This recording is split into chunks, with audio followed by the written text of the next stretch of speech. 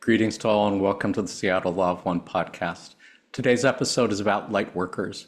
Lightworkers is a term that's commonly used in New Age circles to refer to those who feel a spiritual calling to serve others and to help the planet by spreading love, compassion, and positive energies. Though the entity known as Quo has rarely used the term lightworkers, they have many times described how we can act as spiritual lighthouses to radiate the love and light of the one infinite creator to a world that so desperately needs it, and how we can act as anchors to this planet's light grid as humanity continues to adjust to fourth density vibrations of love and understanding. How can you become a light worker or improve your light working skills? Let's find out. My name is Jonathan Tong, and I'm facilitator for the Seattle Law of One study group. We can be found in the list of study groups at the LNL research page shown on your screen. We do also have a Facebook group, and we meet on Zoom twice a week, Tuesdays from 3 to 5 p.m. Pacific time, Saturdays 8 to 10 a.m. Pacific time. You don't have to live in Seattle or anywhere near Seattle to join our Facebook group or our Zoom sessions. Anyone who's interested and available is welcome to join. Just contact us at seattlelaw1@gmail.com if you'd like to get on our mailing list. We send out emails once a week with the Zoom link and information on what we're talking about that week. We do also have a YouTube channel where we keep recordings of previous podcast episodes, as well as recordings of monthly Q&A sessions with Jim McCarty. You can go to our YouTube channel and click the subscribe button if you'd like to get notifications when we upload new videos, and contact us at seattlelaw1@gmail.com if you'd like to sit in on any of our Q&A sessions. As mentioned, today's topic is lightworkers. Let's go ahead and meet our panelists. Panelists, let our viewers know who you are and where you're calling from, starting with Elaine. Elaine, your mic is muted. So sorry, forgot to turn it on. My name's Elaine. I'm from, I live in Santa Rosa, California, and so happy to be here. We are always so happy to have you on the panel. Thanks for being here. And Carlita? Hi everyone, I'm Carlita and I am calling from Sarasota, Florida. It's great to be here. It's so great to have you on for your first time as panelist, hopefully not the last. And Tom? Hello, everyone. My name is Tom, and I'm calling in from Charlotte, North Carolina, and very excited to speak with all of you. We're so excited to have you back. Welcome. Did want to reassure our viewers, as always, that none of us here are experts or authorities on the Law of One or on light work. We are just normal people like you, having a normal conversation about spiritual things that seem important to us. Anything we say could be wrong. You're welcome to disagree with anything that any of us say. If you are already familiar with the Law of One and the entity known as Quo, you might want to skip ahead to the chapter on lighthouses. Otherwise, for those who are new to the Law of One, you can think of it as a set of spiritual teachings based on the understanding that all is one, and that one thing is love. More or less everything else we say today could be considered a variation of that statement. Everything that we're reading today came to us through the process known as channeling. You can think of channeling as a form of telepathic communication between humans and entities such as angelic beings, extraterrestrial beings, inner planes beings, spirits of deceased, higher self, etc. Basically, the channel serves as a mouthpiece for other entities to speak through. And in this case, those entities would appear to be of extraterrestrial origin. There are two types of channeling that have been developed by our friends at LNL Research. Trance channeling is when the channel is in a trance state, meaning they are subconscious or unconscious as if asleep, meaning they are not at all aware of what words are coming out of their mouth as they're saying them. It's like they're talking in their sleep. This is how contact was made with an entity known as Ra in the early 1980s.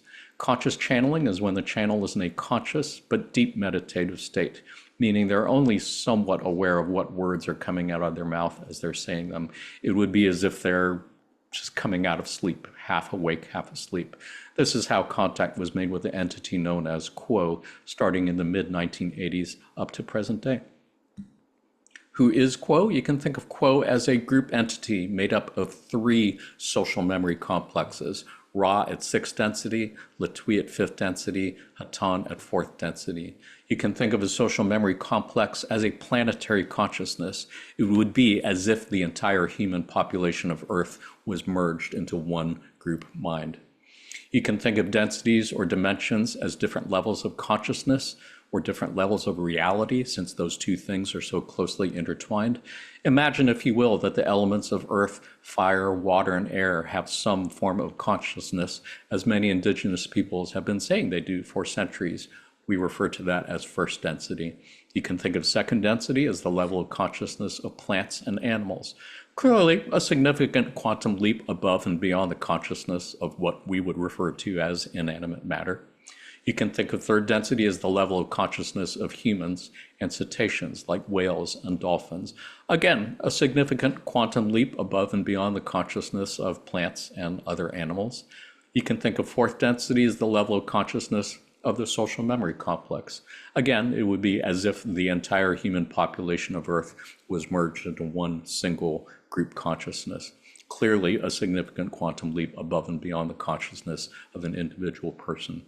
You can think of fifth density as whatever would be a comparable quantum leap above and beyond that of fourth density. You can think of sixth density as whatever would be a comparable quantum leap above and beyond the consciousness of fifth density. It is obviously more complicated than that. If you want more details, go to our podcast episode on densities and dimensions. Otherwise, for now, suffice it to say, Quo appears to be a group entity made up of three planetary consciousnesses: Ra at 6th density, Latui at 5th density, Hatan at 4th density. First contact with Quo was made by the LNL research channeling team in 1986, almost 2 years after the end of the Ra contact in 1984. They have been channeled every month since then and up to the present day by the LNL research channeling team. Session transcripts of those can be found in the LNL conscious channeling library shown on your screen. Having said all of that, let's go ahead and take a look at a few passages about lighthouses. On May 20th, 2005, Quo said, "You are as the lighthouse, and you shine over stormy waters, giving your love and your light that is as a beacon. Your fidelity to unconditional love, by its very nature, is able to create awareness within entities which may be being tempted to join what you would call the darker side of the left-hand path of service to self, in such a way that such entities cannot deny the truth of that light which they see before them." And on January 20th, 2006, Quo said, "For those who would wish to remain safe and unchallenged, this is a difficult time. We ask you to respond to these waves of intense energy that you are feeling, not with fear, but with faith. Take this opportunity to stand on your own 2 feet and remember who you are and why you are here. As you breathe in and as you breathe out, you are little lighthouses, able to take that breath and that energy of life and bless it with your firm intention to serve. The glow and the radiance of your beings shall be a beacon for many. You do not have to explain or discuss or do anything to be light workers at this time. You have only to be yourselves and to know yourselves. So we would ask you to investigate and explore who you are and why you are here." As with every passage, there's so much to unpack here, wouldn't even know where to start. But I would think the first thing that really stands out to me is what they're saying in that last paragraph at the end. You have only to be yourselves and to know yourselves. What a beautiful thing to realize that really all you need to do in this world is just be yourself, know who you are on the deepest level, and in that way you radiate light to a world in darkness. What a beautiful thought to start with. Elaine, any thoughts, reflections on anything here? Well, as always, I'm always moved to tears when I read these incredible, beautiful passages from Quo. But um, yeah, knowing yourself, being yourself, we're all light beings. We're all lighthouses. And so remembering that you are that light is the first step, I think, of getting to know yourself. Know that you are that light, you are that love. and that sets you on your path to further knowing yourselves, your personality, or your desires, your will, um, and the fact that Quo reiterates this so many times throughout the years, um, is so loving and hopeful, and helps us with that faith when we are in these very chaotic, troubling, painful times. So it's just, this is a beautiful passage to start the discussion with. For sure. Yeah. And Mm. they have said so many times in so many different ways that we are, in fact, the one infinite creator. We are a hologram, a spark of the one infinite creator. So knowing yourself as that and being yourself is truly a beautiful way to radiate that love and light. Carlita, any thoughts, reflections on anything here? There's so many levels to this. First, in the first paragraph, you are the lighthouse, and the notion that some beings who are expressing their light act as a beacon. It brings to mind the adept, the realized, and those who have been working on truly knowing the nature of their true self Yeah. as light. Yeah. And the way they present themselves simply makes us wonder about our possibilities. Yeah. Just them being their authentic self. So I really appreciate that first paragraph, because the last sentence in the last paragraph, you have only to be yourselves. Ha ha ha. If it were if if it if it were that easy, we wouldn't be in this situation, right? Oh, So how funny. if we have that as a simple task, yet it is so difficult, we just Yeah. have to keep reminding ourselves and to keep peeling the layers so that that light within can actually shine. Yeah. Yeah, it reminds me of what they referred to as the discipline of the personality. And Ross said there's three parts to it. One, know yourself. Two, accept yourself. And three, become the creator. What you said just reminds me of that. It's like the first two seem pretty simple. The third one seems like, ha ha ha, become God. Yes, that's a little bit of cosmic humor there, I think. Tom, any thoughts, reflections on anything? Well, I really resonate with what's been said so far.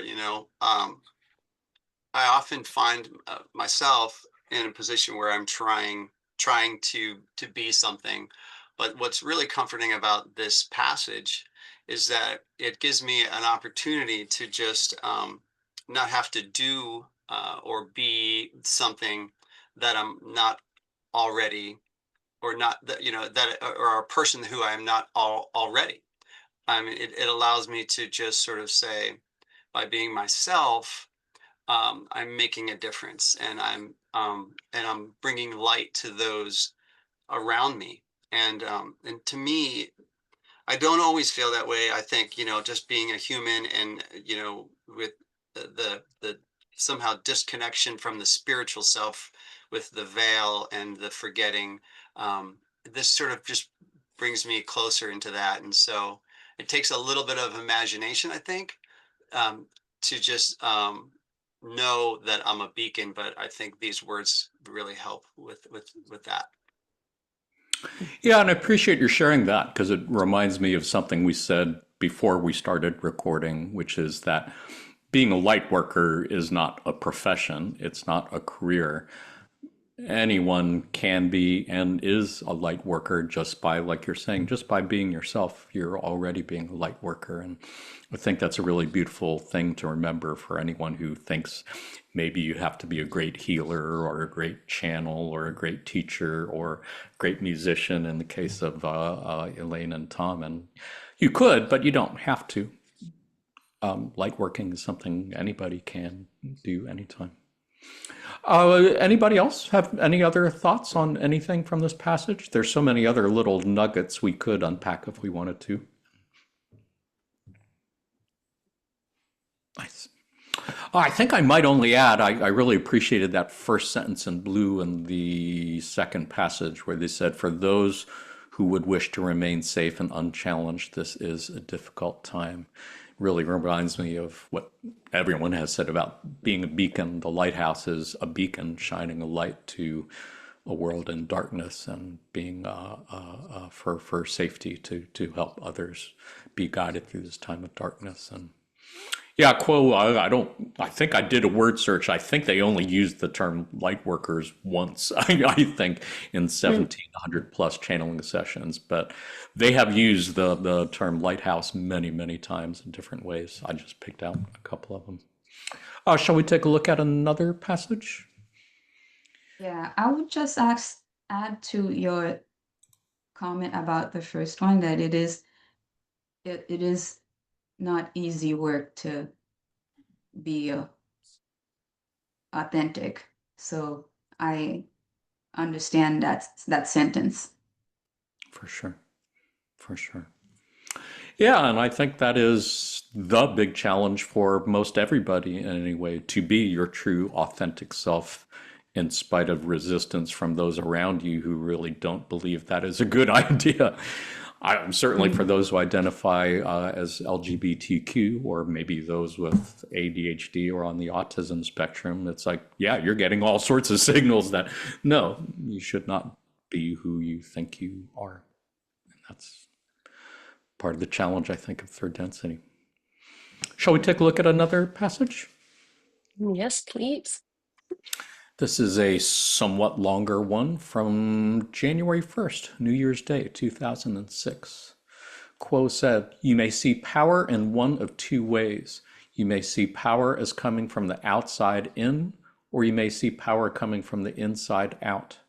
The power that comes from the outside in is the power of government and authority, the usual suspects in your world. There are many ways in which people can be persecuted by authority figures. You have seen evidence of many of these kinds of persecution. You recoil before the stink of empire. It is understandable that you would see this power as being very vast and hanging over you somehow. This is the way of things upon the level of consensus reality. We are witnesses to another kind of power. It is not the power that changes governments or topples armies. It is not a power that has weaponry or clever disguises or plans and protocols. The power that comes from the inside out is the power, firstly, of knowing who you are, and secondly, of emptying out the content of who you are to the extent that you are able to follow the changing currents and eddies of the present moment. We would encourage you to see yourself as a lighthouse. The lighthouse lights its lamp and keeps its windows transparent. It gives to that lamp the power to turn in endless circles, so that those coming in from the open water may see the rocks and avoid them and come to a safe harbor. A spiritual lighthouse has its own kind of light, and when you become aware of the power of your beingness, you may, if you wish, consciously become that kind of lighthouse that radiates love and light into the spiritual space around you." Like so many other passages I've seen, it's really funny that this came out in 2006, because I don't remember 2006 being like all that crazy and chaotic compared to today. Everything they're saying, that first paragraph seems to really describe accurately what I'm seeing happening in the world around us now in 2025. But that's why I appreciate this passage so much. They're saying it's easy to feel powerless in the face of the power coming from outside, from government. But they're saying that the power that you have within yourself, again, just by being yourself and radiating the love and light of the one infinite creator through yourself, is where the real power is. And I find that so encouraging and so inspiring. Carlita, did you have any thoughts on anything from this passage? Yes, where it says the lighthouse lights its lamp and keeps its windows transparent. I translate that to work of continuing to work at peeling the onion, wiping the windows clean, recognizing and letting the layers of ego, non-self fall off, or whatever work people feel they need to do in order to allow their truer self to emerge. So it's not work less, even when we sit in meditation. So there's some work here is what I'm gathering. By the lighthouse being useful as a light, it has to have transparent windows. And the second portion, where those who are in rocky waters, the lighthouse isn't going over there to help them. It's actually responsible enough to be the light so that the other can see for itself. There's a lot of individual responsibility, which ultimately is good, but if each one does what is needed for oneself, that in fact helps another.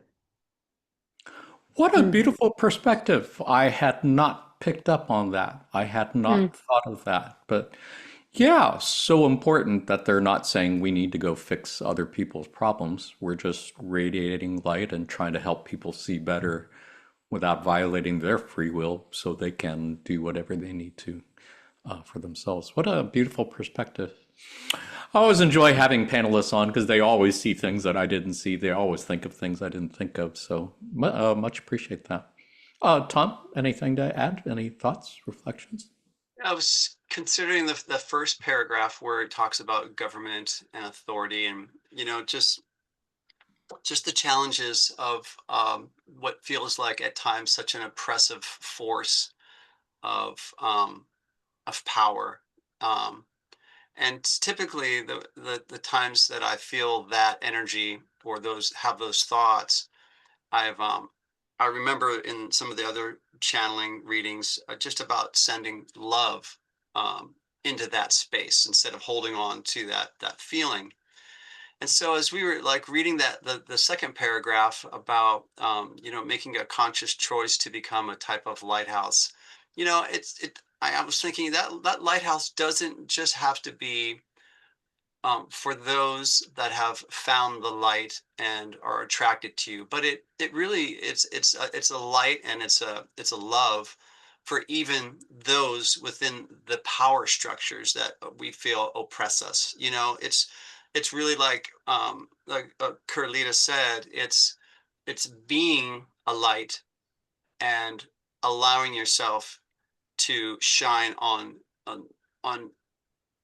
all entities, regardless of their disposition of service to self or service to others, and just making that offering to that. Indeed. Mm. Yeah, and without getting too political or anything, I think it would be fair to say that people can look at leaders in either political party and see them as being tyrannical or being oppressive. And it's not my place to tell anybody which leaders are more tyrannical than others. I think that's, as Carlita was saying, the best we can do is radiate the love and light as we see it and let people come to their own conclusions about that. Elaine, anything to add? Any thoughts? Mm. Yes, what came to mind as you were reading this was another quote channeling session a couple of years ago, where they said, humanity has actually always been like this. There have always been these power structures and stuff.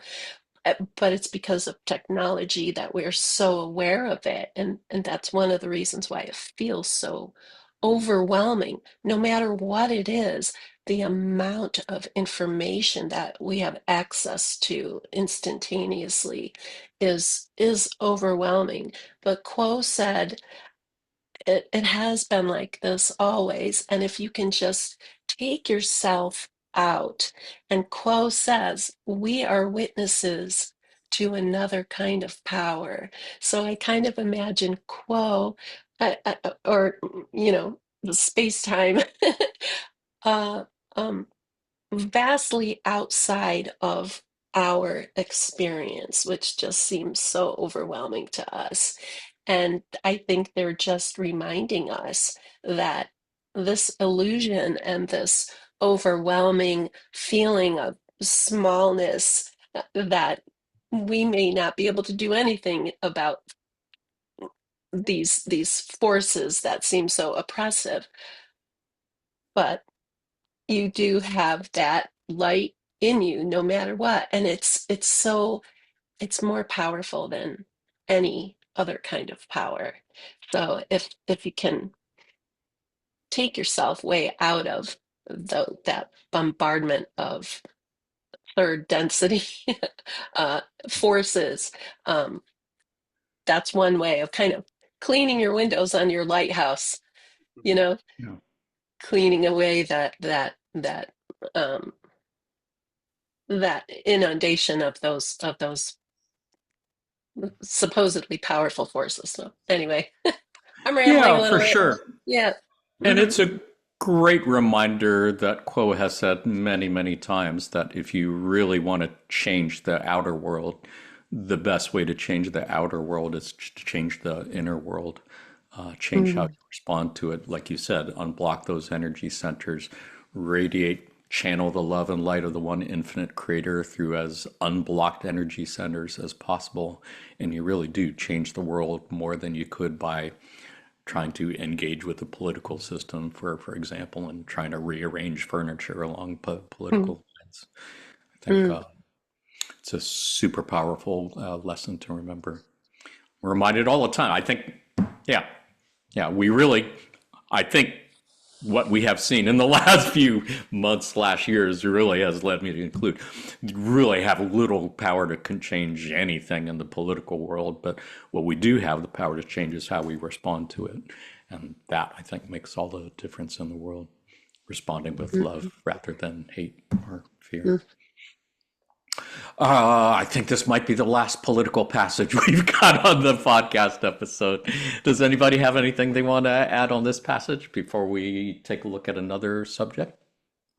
I would like to underline a point that Elaine made about the power from within, because, and about the clearing out of the windows of the lighthouse. They are connected to me in this way. When we develop or start to look within, the more we discover portions of our true selves, obviously there's more clarity, more and more clarity that we have. It's interesting because it's again clarity that's coming up, keeping those windows clean with the lighthouse. So, with that clarity and ensuing fidelity with the clarity, there's an inner power that develops. There is a reliability with the insights, the intuitions, and the choices that one can make from within that are helping to align the personal life. And with that comes a lot of internal personal power, which is rooted in knowing the self. So I find that they work well together, the power from within that continues to clarify who the true person is and continues to radiate light. And at the same time, we're in a free will society construct. So anyone is able to then begin that self reflection when they see someone else's light. Indeed. Yeah, and I would think Beautiful. meditation is one of the best ways to do that, or anything else that is referred to as inner work or shadow work. Great way to clean the glass of the lighthouse, shall we say. It's a great thought. Anybody have anything else they wanted to add before we change subjects? Sounds good. Well, let's take a look at a few passages on what is referred to as light grid. On November 27th, 2002, Quo said, and this has been edited for brevity, "The Earth is, as a planet, as Gaia, far into its labor, and it needs the pouring of light into that which this entity calls the Christ grid, and which others have called the fourth density grid, or the ascension grid. The harvest can truly be greatly increased at this time, because so many entities here are just a tiny step from awakening, so that we can feel that there is a real possibility that working increasingly in harmony, light centers such as this one and all positively oriented groups upon your sphere may begin to look less like solitary lighthouses and more like big cities.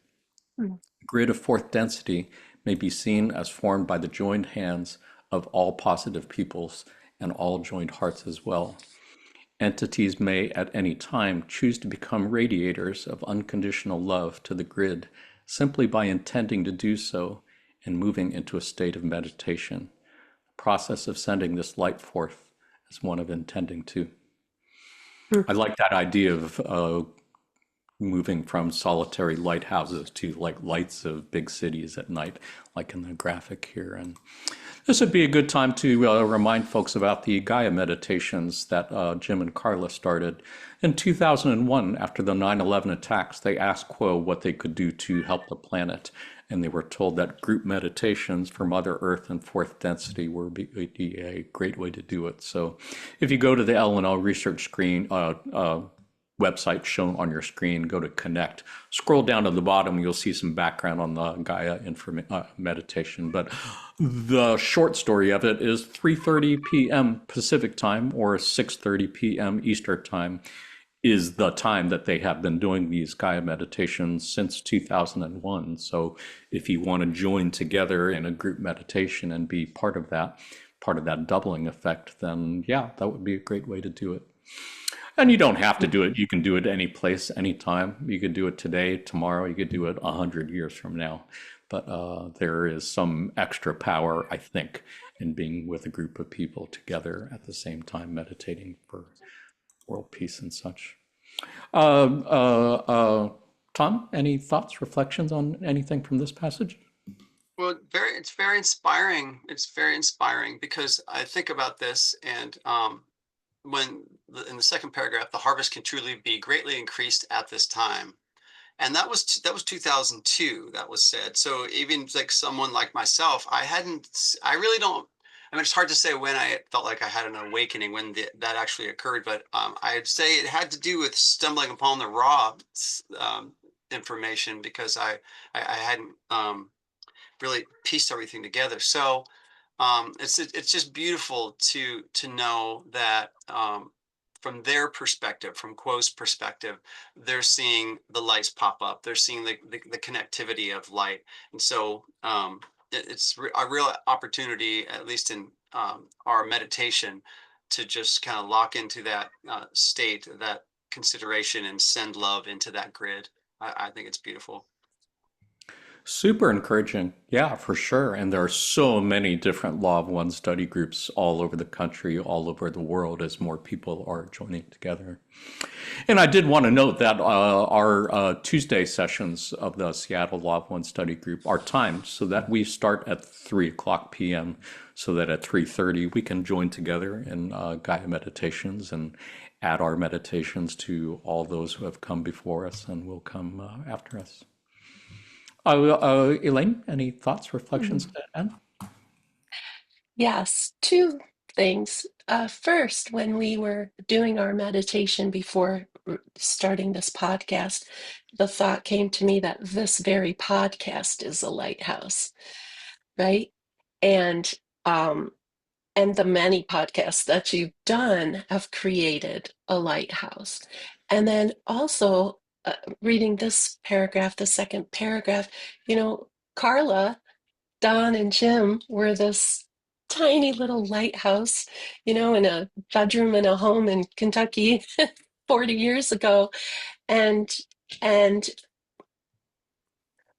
all of us worldwide now, the raw material is translated into 30 languages now, um, have found or drawn to that tiny lighthouse that Carla, Don, and Jim started. And it's just incredible.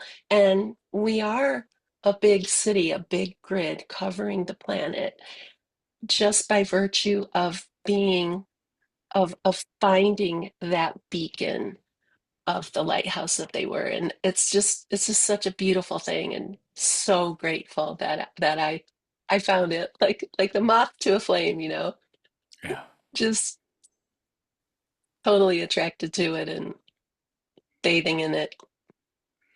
Yeah, and again, I would encourage people to go to the LNO research website and find connect and select study groups, because there are so many different Law of One study groups out there. I like to think the Seattle Law of One group is the best one for me, but people vibe differently, and people will find other study groups that they love, and will enjoy learning with others, finding kindred spirits to seek with. And it's not just the Law of One, too. I mean, people are having so many different spiritual awakenings and finding lots of different avenues for them to do the same kind of light work that might not have anything to do with the raw contact or our friends in the Confederation or LNL research, but it's still part of a much bigger, beautiful thing happening, I believe.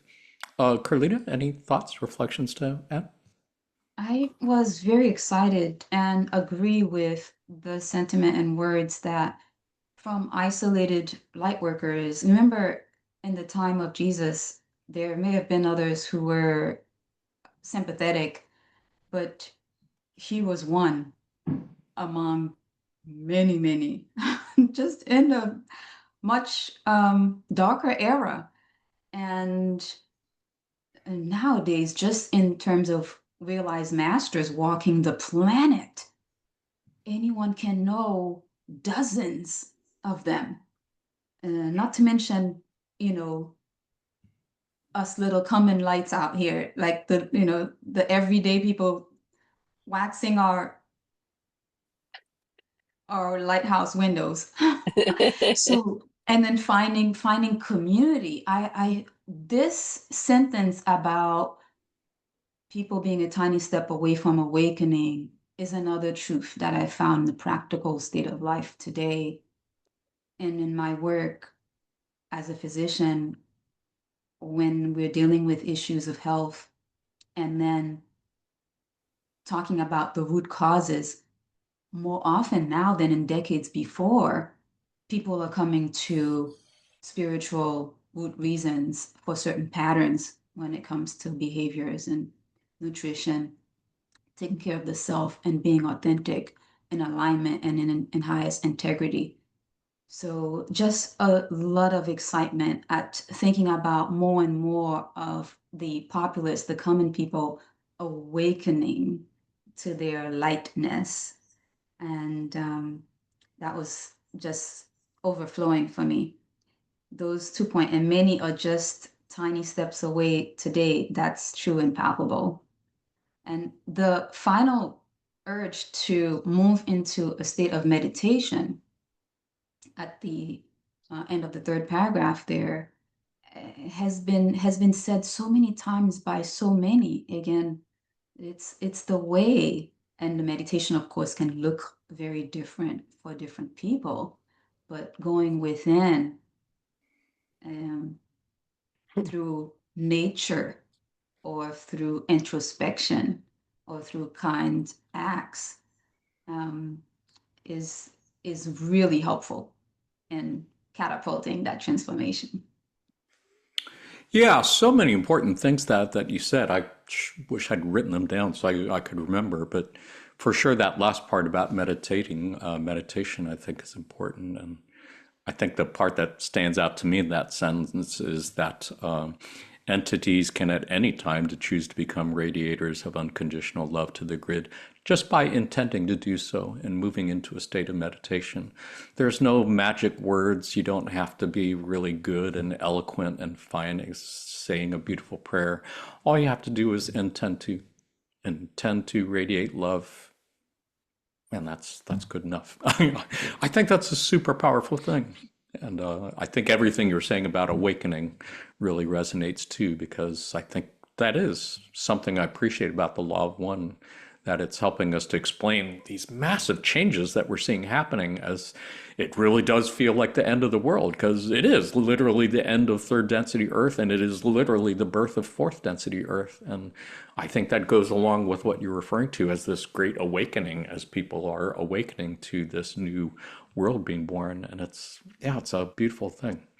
Might not seem that way if you're just going by current events, shall we say, but that's just a small part of what's happening on the planet, I think.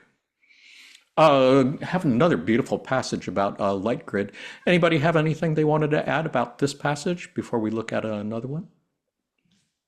Just that I'm curious real quick to ask anyone that wants to speak to this, what they would consider their awakening. I just when did you, because I felt like I had an awakening at a younger age, but I didn't have the language for it. And then when I stumbled upon these channelings and this material, I felt like I had another awakening. I was just curious how other people define it for themselves.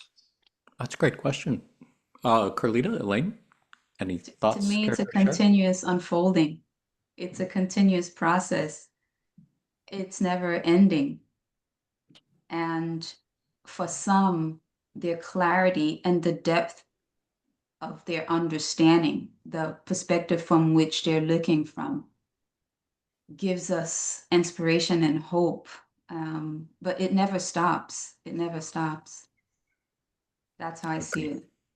Yeah. I in my adult life, I would say, and this may resonate for many adults, it happens again when we say no to the 3D grid work that keeps us in chains, inflamed, and sick.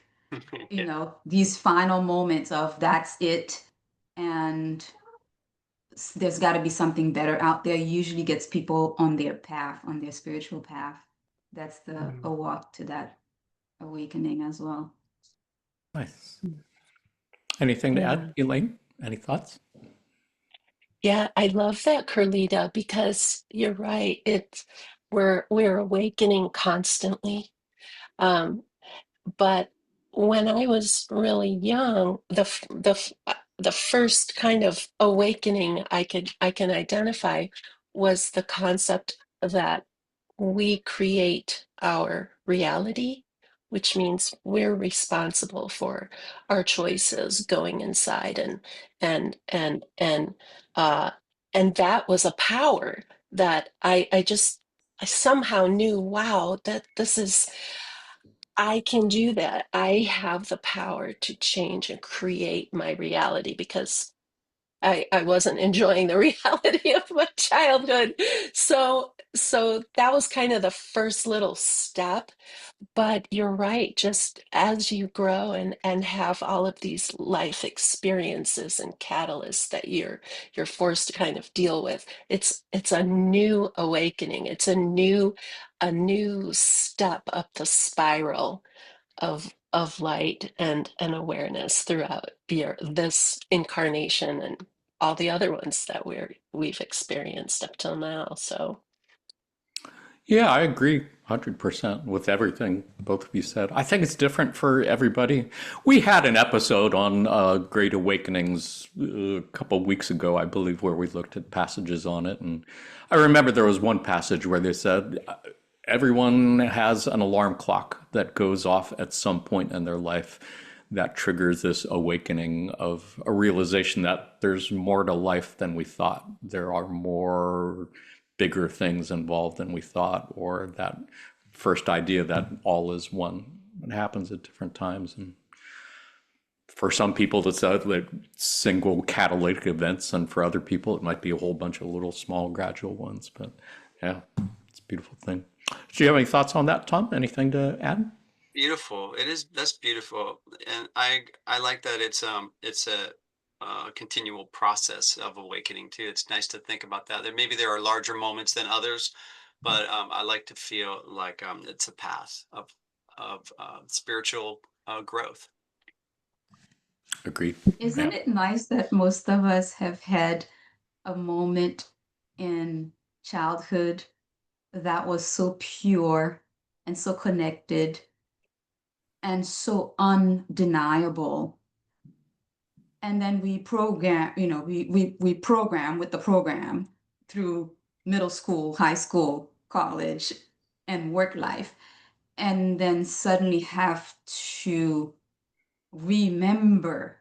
But for those of us who have this pure connection experience in childhood that is remembered again, it serves as an anchor to continue that walk into the light.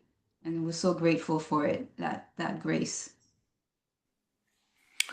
Yeah, and I would imagine that the experiences of awakening that you have in this incarnation give you a little bit more leg up on the next one in terms of maybe getting it sooner or whatever. Yeah.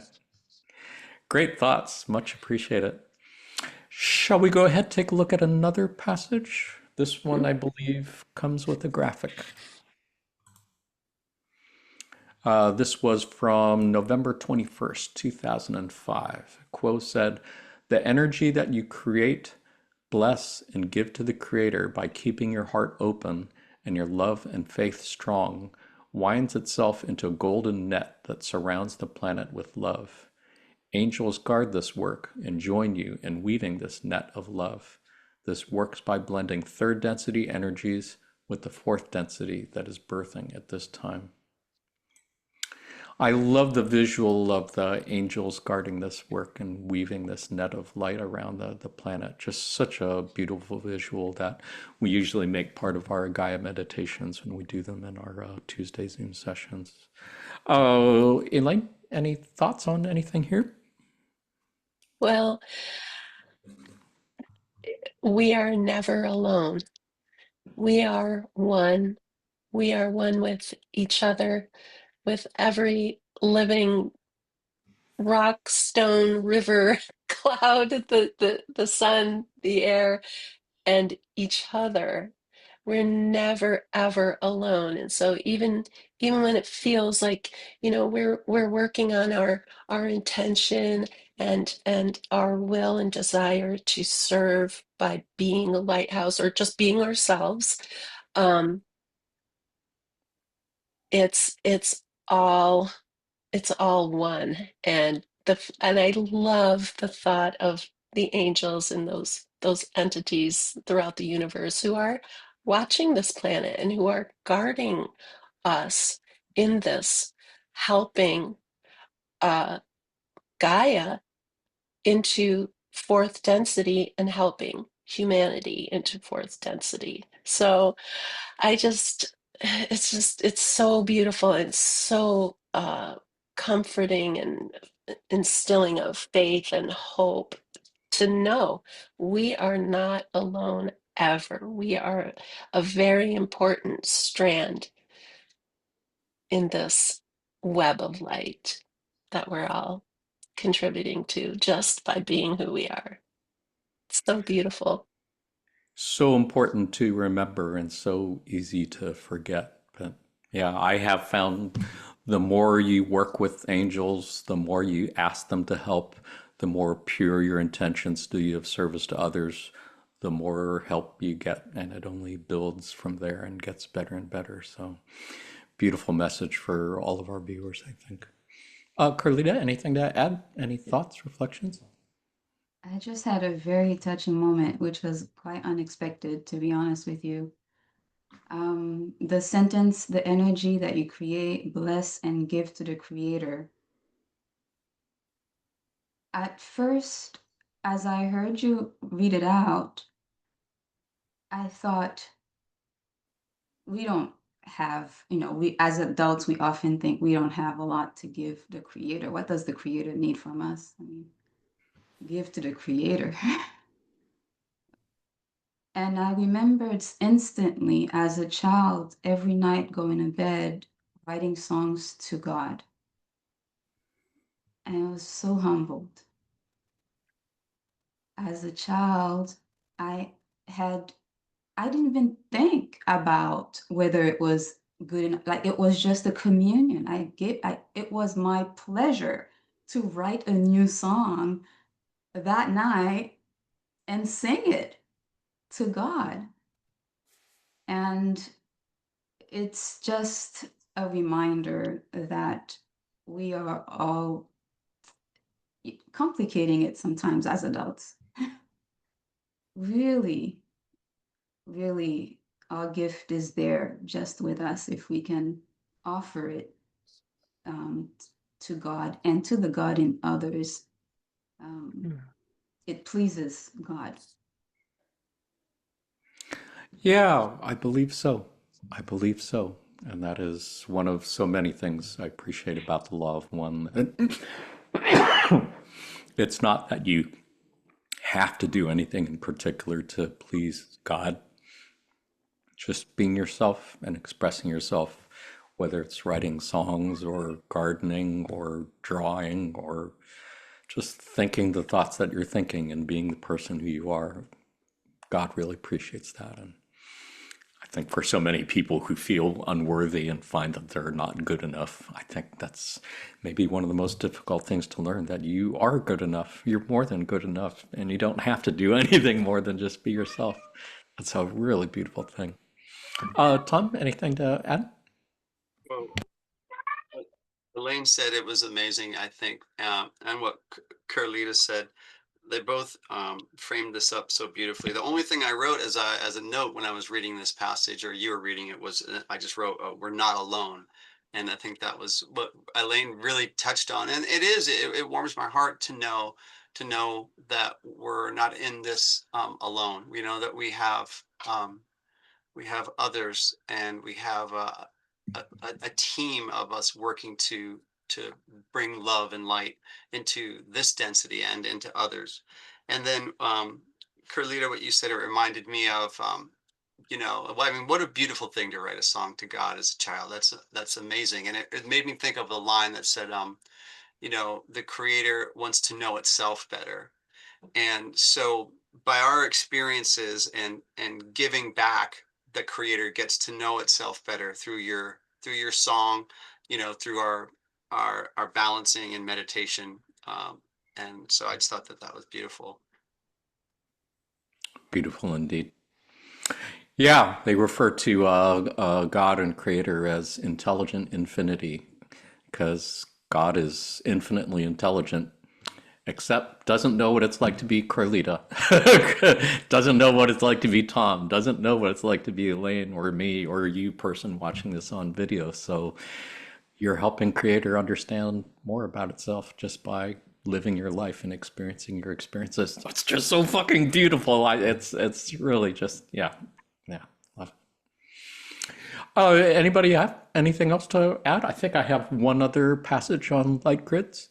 Shall we take a look at that one? Just to enjoy that graphic for one more minute. And I'm sorry I am not citing the source of that graphic. I should have. It's beautiful. This was from May 5th, 2002, and Quo said, "Each of you is an unique crystal then, which can allow the light to flow into the earth plane in just such and such a way that is unique to you. And when your heart is open and the light is flowing through you, and you feel transparent to that energy, then it is the most beautiful light of all colors, depending upon the personalities involved, is able to move into that grid that this instrument has sometimes called the Christ grid, and which others have called the grid of unconditional love, or the Buddha. This grid is that web of light, that pattern of love that is beginning to stabilize fourth density upon your planetary sphere.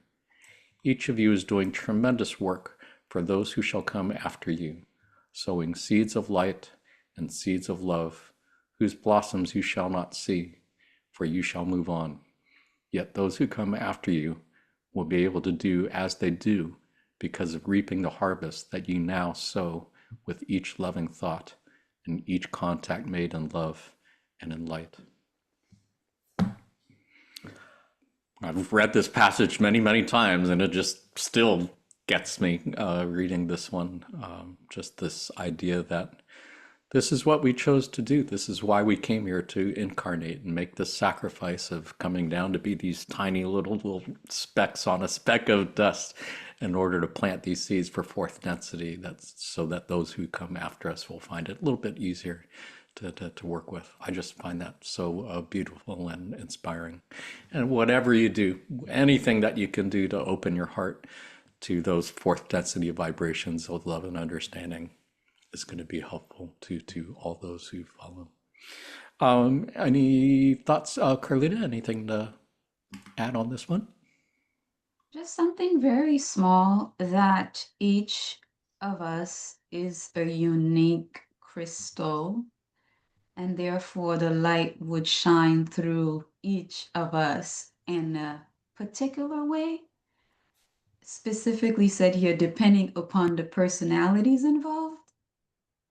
A tremendous freedom and lightness there, because again, not needing to emulate even your guru or master, because there's something unique about your presentation on the planet that would add a unique perspective of that infinite light shining through. I just find that really encouraging. Yeah.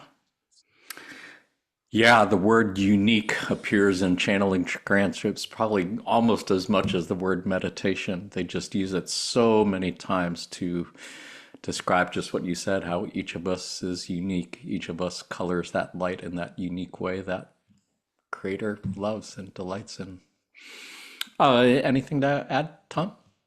Well, it's a beautiful thought to consider that we each are radiating a unique light, and somehow that uniqueness can still blend with all the other unique lights.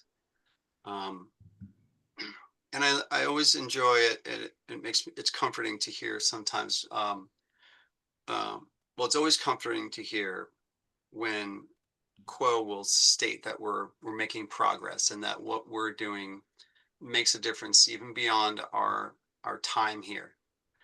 And it's a little sad to think that we won't be here forever, making this light grow and grow, but I imagine that we'll be somewhere making the light grow and grow. You can always come back for another incarnation after this one if you want, Tom. You're planting seeds for yourself. Yeah. Saying that, I would say, I mean, but anyway, yeah. Yeah. Sorry, I couldn't resist. Yeah. Yeah. Yeah. It is humbling to be sure. Elaine, anything to add? Yes, those who come after you will be able to do as they do because of reaping the harvest that you now sow is so I think that that is a thought that can help anchor us when we are kind of lost in the storm, or those around us, because it's it's the ones who are coming, who are being born now. It's the children on the planet now, the young ones, who, as we can see, are maybe dual activated bodies. They have some fourth density vibrations within their experience here, um, and it's our service to them that is such um, a thought of kind of responsibility or duty, even though, we just have to really sow with each loving thought and each contact made in love. That's all we have to do. It just seems like, so I can do that, I can do that for the others who are coming after us. And Tom, if we're not here on the planet at that time, I think you'll probably be in either sixth, fifth, or maybe fourth density, shining your light and being a guide for those who are coming after you. I hope we're all in some density together. we probably were already, Yeah, and exactly. we'll just have our reunion again. There we go. Might not be the first time we work together. But Right. we shall find out. Yeah. That's right. That's right. So beautiful thoughts. And yeah, again, Elaine, it's such a beautiful, powerful reminder that we always seem to make life seem more complicated than it needs to be. Like we have to be doing something other than just thinking positive thoughts, like you're saying, thinking loving thoughts, opening your heart. For me, that's pretty much my daily thing. Just try to keep my heart open as often as possible for as long as possible on each given day. I think that's full-time work right there. However that happens. Anybody have any other thoughts on this passage before we change topics, look at some other passages? I would just like to share that imagine if we were here and nobody before us did their work. I mean, a different world, right? We don't have the Christ to look to. We don't have the Buddha. We don't have other realized masters. We don't have simple people who led their good life as examples. We only have those who came before us to look to. And especially if we're not already attuned to going within. It's an outward facing world. So thank you to everyone who's doing their part right now. It will be needed. It will be seen, and it's needed, and we have to do it. It's not non-work. It actually is work to be responsible and be our true self in this world, but it helps. So beautifully said. Appreciate your reminder of looking into the past, not just the future, and realizing the seeds that we are reaping that others have sown, for sure. Much appreciate that. And yeah, I think with things looking as bleak and depressing as they could to many people, again, the power of having your heart open in love and forgiveness is probably the most powerful thing one can do for future and present. I'm getting lost in all this past, present, and future stuff. This space-time stuff is really confusing to me. Shall we go ahead and take a look at another passage? Let's take a look at a few passages on what has been referred to as anchors of light. On July 16th, 2005, Quo said, "Great waves of entities have come among you and have begun to remember who they are. They have shared humor, art, stories, and songs. They have lived lives that have inspired many. They have loved in ways that are as individual points of life that have begun to anchor in a very real way fourth density values in the apparently hostile fields of your civilizations." And on October 7th, 2001, Quo said, "Each of you is a crystal instrument, and truly it is not necessary to know precisely how you are creating the melody of love, how you are shaping that instrument, which is your crystal being, so that it is able to transmute, intensify, and anchor into the planetary vibration, the infinite light and love of the one creator. It is only necessary that you surrender to that intention. The remaining details are useful, but they are more useful for the linear mind than they are in terms of the metaphysical." So beautiful. I really love that part up top about those who have come to share humor, art, and stories and songs as a way of anchoring fourth density values in the apparently hostile fields of your civilization. Another just beautiful visual, and I'm sure each of us could think of many individuals who have used humor or art or stories or songs or all of the above to bring light into the world. And we could talk about that for another 2 hours if we want, but yeah, just to meditate on that a little bit. Yeah. Tom, any thoughts, reflections on anything here? Oh, it's just another beautiful reading that brings so many thoughts to mind. I like the word transmute because that is that's something that I think we do. We're, even in our breathing, I think work. That's one of the things that you breathe in, and breathe out love, you know. Then we transmute situations, we transmute so many things. And that was just, I liked that one word in all of this a lot. So It's a beautiful word that you don't really hear in ordinary conversations all that much, but which comes up quite a bit in channeling sessions, and I love it too. It's a really powerful idea, concept, and practice, I think. Oh, Elaine, anything to add? Yes. I read Jim's Camelot Journal every day, and right now he's posting the early channeling sessions before the raw sessions. And Latwii is quite hilarious. I love Latwii, and I find myself laughing out loud reading these channeling sessions, right?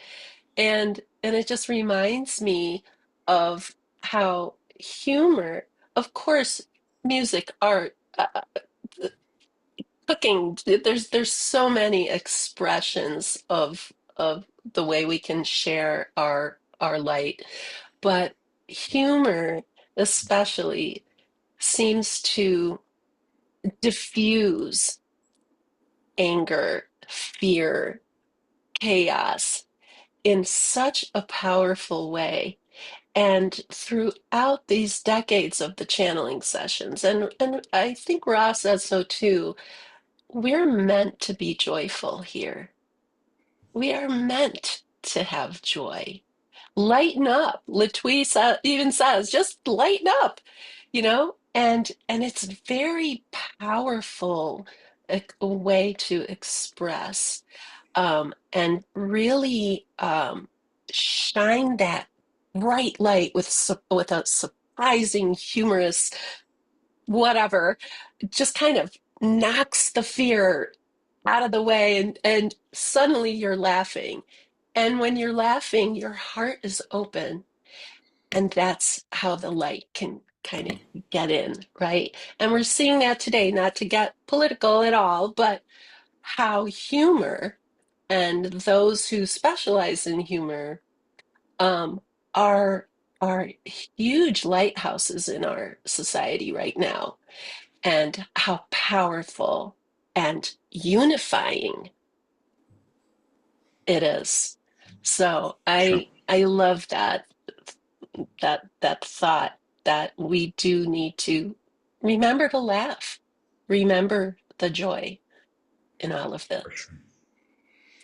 Laughter, I think one could say, is one of the best weapons against fear or those who would want us to be afraid. It is a beautiful thing. It reminds me, Robin Williams is probably one of the first people who comes to mind when I think of someone who was a light worker, who used humor and his art to bring light into the world. He, more than most any other actors I could think of, was able to go so far into the light and so far into the dark. He played some really dark characters as well, or he played moments of extreme desperation and depression and sadness. He was really able to channel both of those emotions so beautifully and so powerfully. And I think inspired so many other people. Anybody else? Anybody else come to mind as someone who used song or humor or art or stories to bring light into the world? Anybody else come to mind? Prince was a big one. Mhm. Modern day music, light worker. George Harrison. yeah, George Harrison. Yeah. God, so many. Sting, John Lennon, James Taylor. I yeah. could go on and on and on. That's Randy Carlisle. that's an interesting thought, is, to look back at all the songs that we've listened to, or we can, and just there were messages there. I guess it's a question of interpretation, but I listen to songs that I used to listen to many years ago, and they have a different meaning. And I really enjoy that. So, some of it's really powerful, you know. Like there was a really old song called like Welcome to the Grand Illusion. I think that was like what was that band? I don't know if that was Kansas or Styx or somebody. I don't know who it was, but Sticks. and Pink Sticks. Floyd is singing Yeah. about these are like old songs, and then you know new songs. I think there are obviously artists that are and painters and storytellers that are all Yeah. you know, sharing, Yeah. Yeah. So many. and healers. Yeah, there were so many songs that were part of the soundtrack to my spiritual awakening, the music that I was listening to in my early 20s from the 60s and the 70s and the 80s. And like you, I kind of enjoy go back and listening to those songs, and they bring back memories for sure.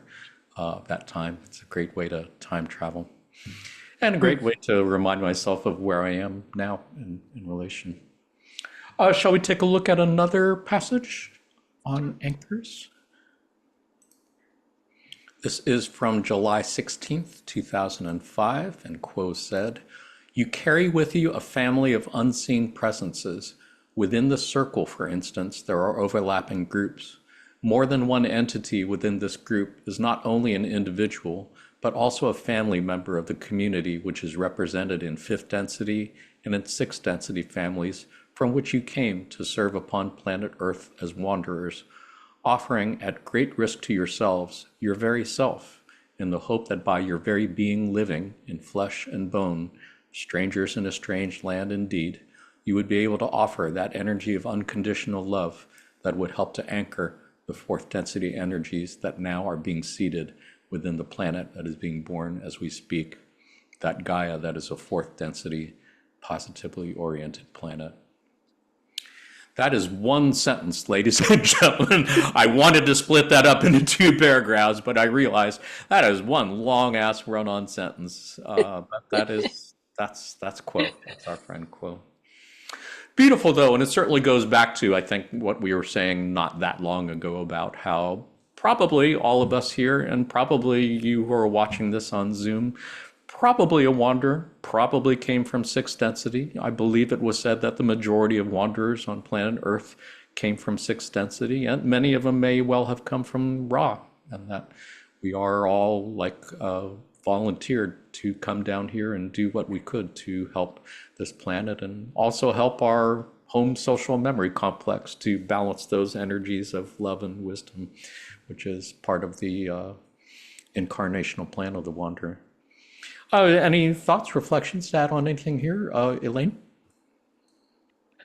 Well, for me, in this, in the first sentence and throughout, is the word family.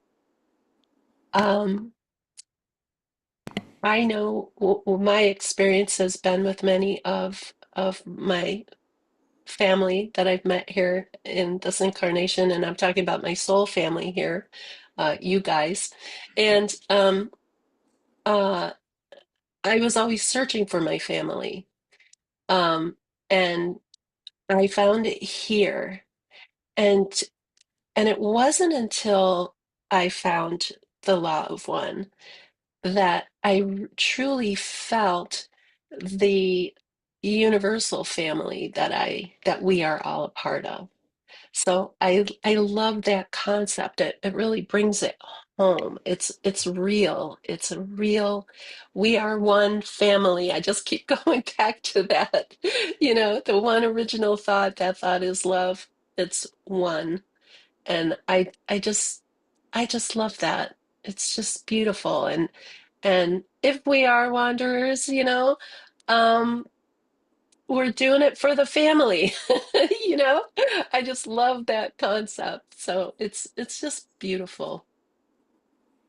Yeah, it reminds me, there was at least one passage where I think it was Ra who said that it is not unusual that members of a social memory complex would be sent from sixth density down to third density in order to help the third density planet achieve harvest graduation, but also to help themselves balance energies of love and wisdom so that they can bring those lessons back to the social memory complex and help the social memory complex graduate. Because Ra is, I believe they said, they are at late sixth density and they are trying to graduate to seventh density. And sixth density is the density of unity, balancing the energies of love from fourth density and the energies of wisdom from fifth density. So it would not be surprising that all of us probably can think of ways that we came here to balance our own energies of love and wisdom, both for ourselves, but maybe also to help those of Ra to be able to make that graduation.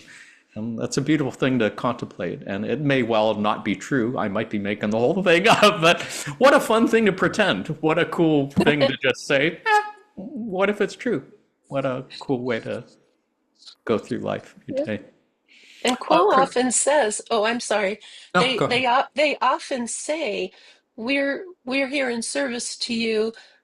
We love you, but we are also evolving as well, and this service to you is also a service to us in our social memory complex." So I forgot about that. I like that. I like that thought as well. You know, That's a we're beautiful thing. contributing to the evolution of whatever density we happen to be at. Yeah. You watching this on video, consider that you have a very important part to play and can help out with that too. Carlita, anything to add? I wanted to tie in that great waves of entities have come to remember from the last slide to this one. You carry, yeah, great waves of entities have come among you and have begun to remember who they are. That to me is the reason we need to just be nonchalant about, to not be shy, I mean, about opening up and sharing our true selves because we allow others to also do it. And that awakening is, and that remembering is facilitated. And the waves also gave me the thought of the generations that came and had the 20s, for example, all of the dancing, changing the mold of what it was like to no longer be, you know, a society that had specific types of restraints. And then the 60s, the social groups that came in with the same types of new revolutionary and evolving ideas, all the way to now. There is camaraderie, but we have to shine a light in order to continue to find the others, because we do come here with friends that we eventually find, and when we do, it's a great soul connection. For And that sure. was an exciting thought to me, from that beginning slide. And then from the one now, we have unseen presences. If you're still alone and you're still awakening in a silo, like most of us do at the beginning, this is where the unseen presences in the meditations can be tapped into as a source of support. And I'm so glad that it's said just plainly here before the long paragraph sentence. Each one of us has unseen support. And it's wonderful to use before we connect with the live humans who are still figuring out how to play their instrument, how to tune it so that the light can go through unencumbered. Wow. Yeah. So beautifully said. And yet, it reminds me of the word faith, because everything that's being said in this paragraph isn't really something you can see with your eyes or hear with your ears, unless you're one of those folks who has such psychic abilities. Otherwise, I think it's just something you have to take on faith. And that's part of the challenge we've been given, I think, in third density, to have that veil drop down in front of us so that we can't really see all of those things that are referred to here. But it's part of the strength test, I guess, to see if we can still do what we're doing and live with open hearts and to channel love, and in spite of all of the evidence that we're really kind of wasting our time here. It's a huge challenge. What do you think, Tom? Anything to add? Well, Any thoughts? yeah, I was thinking as we were reading it, I was imagining because in the fourth, well, I guess it's one giant line, but in the fourth line down, it talks about, or fifth line or sixth, it talks about coming to serve upon planet Earth at great risks to yourselves. And for a moment, I imagined that we were back in, let's say that let's say that those watching and the four of us are all from a sixth density social memory complex. Let's say it's that raw. And to have a decision made on that side that some of you are going to leave and to not know what will happen while you're here. I mean, you could never awaken, or you could switch your polarity. It's really a gift to come here, and it's a gift of, I think, uh, a gift from those from where we came to open their hearts and their space, and to have the courage and to let us come, and it must be wonderful when we wake up, and Yeah. If we wake up. Yeah. they can perceive that must make them joyful. So that was what I was thinking about. Yeah. Yeah, I appreciate your reminding us, because yes, it has been said very many times that it is a huge risk to take that leap as a wanderer. Because as you said, you could forget everything. You could forget what you came here for. You could forget your mission. You could forget everything and get caught up in the drama and the conflicts of third density world as we see it. And it's a long way back to fifth, sixth density, whatever. So really appreciate the three of you being here with me to help me out on this. Appreciate you who are watching this on video who are part of this as well, because we're all helping each other. And reminds me what Carlita said a little while ago. I think when one is being one's authentic self, it kind of inspires others to do that too. When you are just being true to yourself, and when you are radiating the love and light of the one infinite creator as you see fit, I think it naturally inspires other people to do that too. So it's a beautiful process. Anybody have any other thoughts on this passage before we change topics, look at something else? Well, just that what Carlita said reminded me, I think of if I quote this right, Nelson Mandela said something about that. Our greatest fear is not that we are insignificant, but that we are powerful beyond measure. And really a statement about being yourself courageously, and how important and what a difference that makes when we are able to do that. That's a beautiful quote. I have not seen that one in a long time. Appreciate your reminding. Yep. Anybody else have anything wanted to add before we change topics? Let us take a look at one of my favorite passages on technology and light. This is from May 25th, 2003, and Quo said, "Each of you has perhaps an overweening opinion of the gadgets and trickery of the present level of technological expertise of your peoples. Yet indeed, the next level of expertise flows with cooperation with the light rather than control of the light. And this in turn opens those abilities which create the impression that that which you think of as advanced technology is in fact the knife, the flint pounder, the fish hook." Really love the visuals here. And again, this was in 2003. This is what, 22 years ago. And now 22 years later, with the birth and expansion of AI technology and the ability to create deep fake videos so that you can make a video of anybody saying anything you want now, and it's getting increasingly hard to tell what's real and what's not. You got a handful of billionaires controlling all of the mainstream and so-called independent media where we get our information from. It's pretty frightening to think about how all that power is being consolidated into technology, which is such a part of our everyday lives. And again, I find this passage super reassuring that the next level of expertise flows with cooperation with the light rather than controlling it. And when we learn to do all of those things that we've been talking about, just being a lighthouse and just joining power together as a light grid, it's going to make all of that AI shit look like a flint pounder.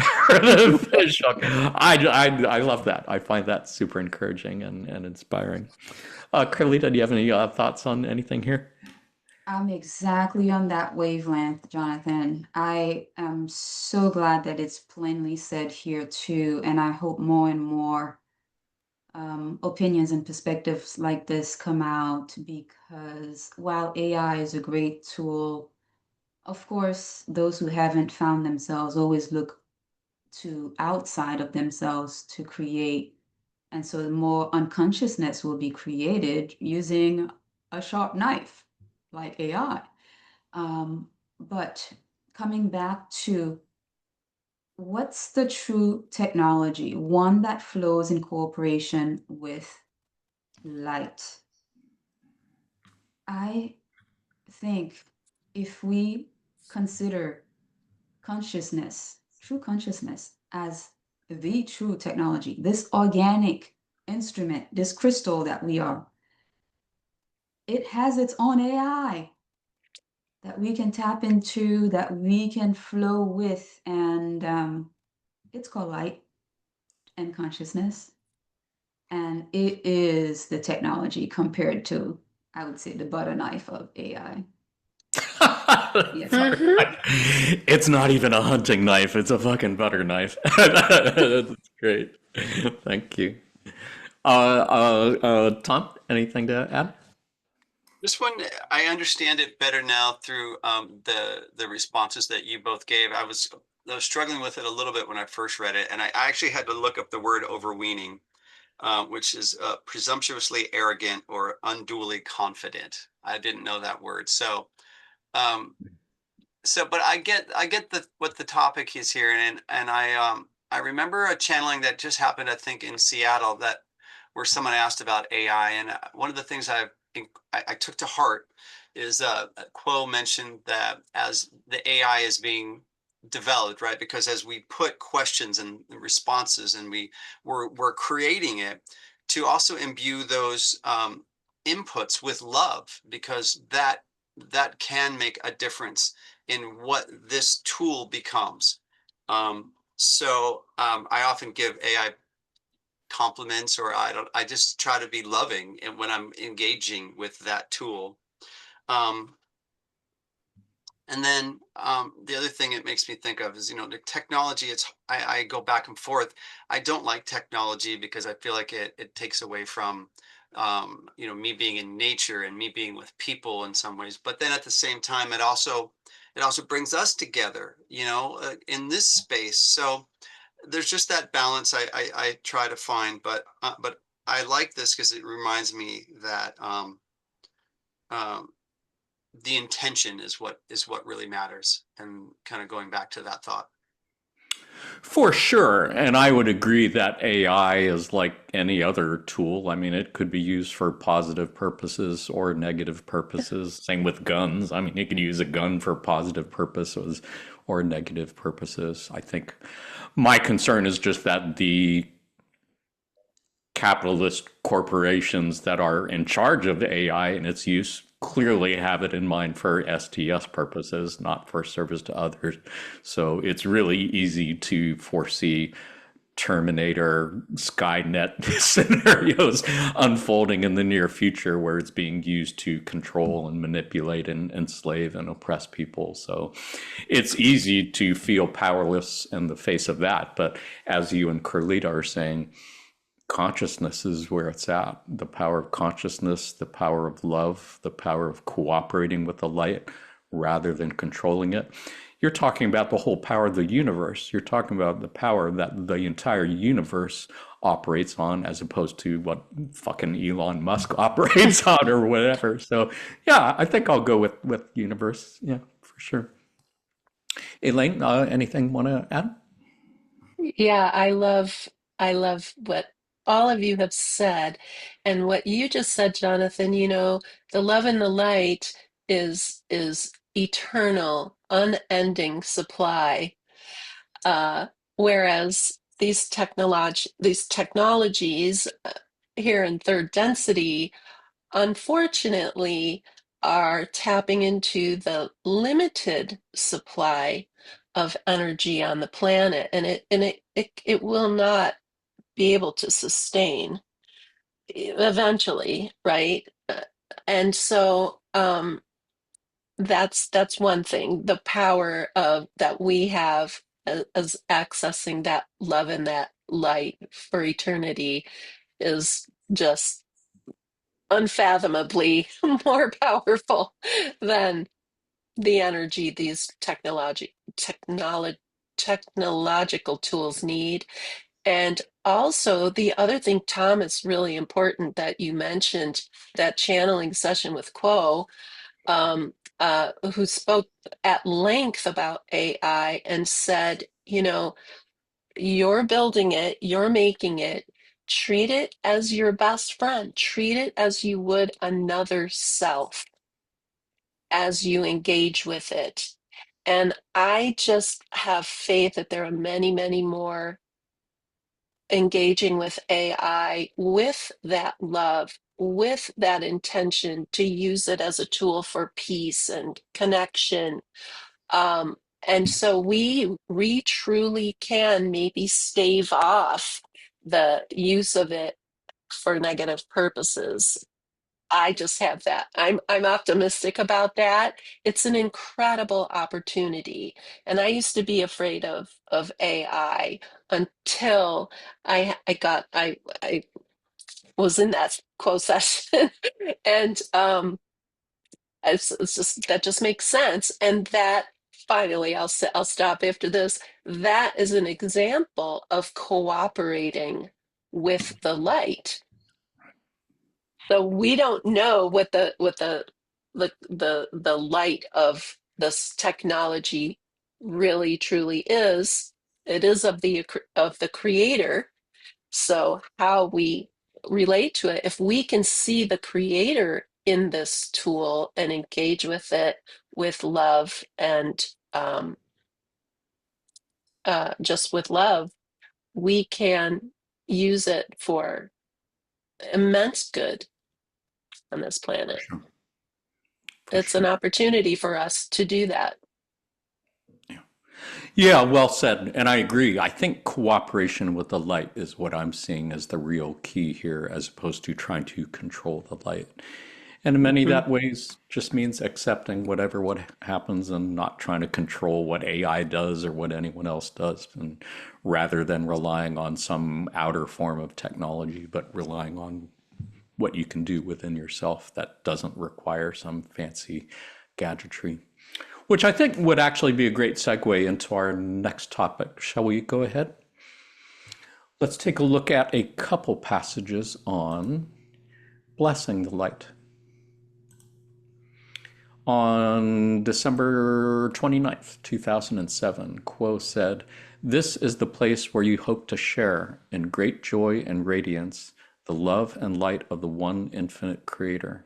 For you heard the cry of earth, and you hope to hold the light at this time in a dark world, so that gradually, as you allowed the light of the creator to shine through you, you could infect others with this joy and effortless flow of light and love that is coming through each of you at all times, and yet so seldom is it acknowledged, blessed, and given a boost as it goes through your energy system and out into the world. You indeed came here to do that, yet this is where doing meets being, for in allowing the light to shine through you, you are not doing anything except giving your will to the one infinite creator and asking to be used as an instrument of his love, his light, and his peace." Such a beautiful passage, and this is one of many of my favorites, and I think it really is a great follow-up to what we were just talking about in terms of cooperation with the light rather than controlling the light. It's really just allowing the light to pass through you as it's always doing from Mother Earth up through your energy centers, red, orange, yellow, green, blue, indigo, violet, and out into the world. The part that I think is really the most important or striking is where in the end of the second paragraph, they're saying that energy is coming through you each at all times, and yet so seldom is it acknowledged, blessed, and given a boost as it goes through your energy system and out into the world. It's the blessing part that I think is really key here. If you can take that energy as it's going through and consciously bless it, and you don't have to do anything other than just say, bless, I bless this energy, and let it go forth. That I think really adds a lot to the lighthouse effect and the light grid effect that we're talking about. And that can happen with every breath. We talked about it in our breathwork episode. You can inhale, hold the breath, bless it, and then breathe it out. And it's another way of sending that light out into the world. Tom, any thoughts on anything here? That was interesting. I mean, it is a beautiful, beautiful paragraph. It's anytime, Quo makes these sort of larger statements about our being here and frames it in this manner. It's comforting, it's reassuring, it's humbling, and at times I have to think about it. And so I was really thinking about how could I bless that energy, which will probably feel, I'll experience it as a feeling, like in the moment of joy, am I able to set an intention of blessing that, and sometimes joy, it happens quickly, or you can feel joy for a longer period of time, depending on what life is. So I was just kind of reflecting on that.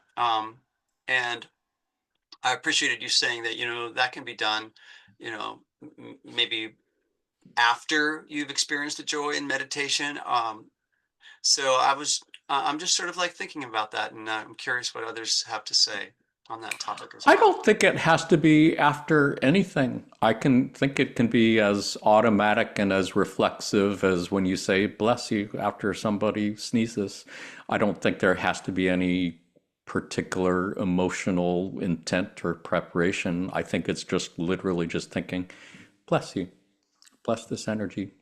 I try to do it with breathing. As I said in our breathwork episode, I try to make square breathing part of a regular practice during the day. And square breathing, again, they say it involves inhaling for 4 counts, holding your breath for 4 counts, exhaling for 4 counts, and then resting for 4 counts, and then just repeating cycle. And for me, like when I'm listening to music, I listen to music all the time, and most of the music I listen to has a 4/4 beat to it. So it's really easy for me to be thinking, as I'm like driving the car, for example, just thinking, I'm receiving, I'm holding and blessing, I'm blessing and sending, and then waiting again, and just repeating that cycle. So with every breath, I'm consciously thinking, I'm receiving, I'm blessing, and I'm blessing and sending as I'm exhaling. And it's become an automatic thing to me. I do it at the gym when I'm working out. I do it at home when I'm listening to music. And I like to think it's making a difference. But like I said, it's all on faith. Who knows? But it's something I take on faith. What do you think? Elaine, any thoughts on what Tom said?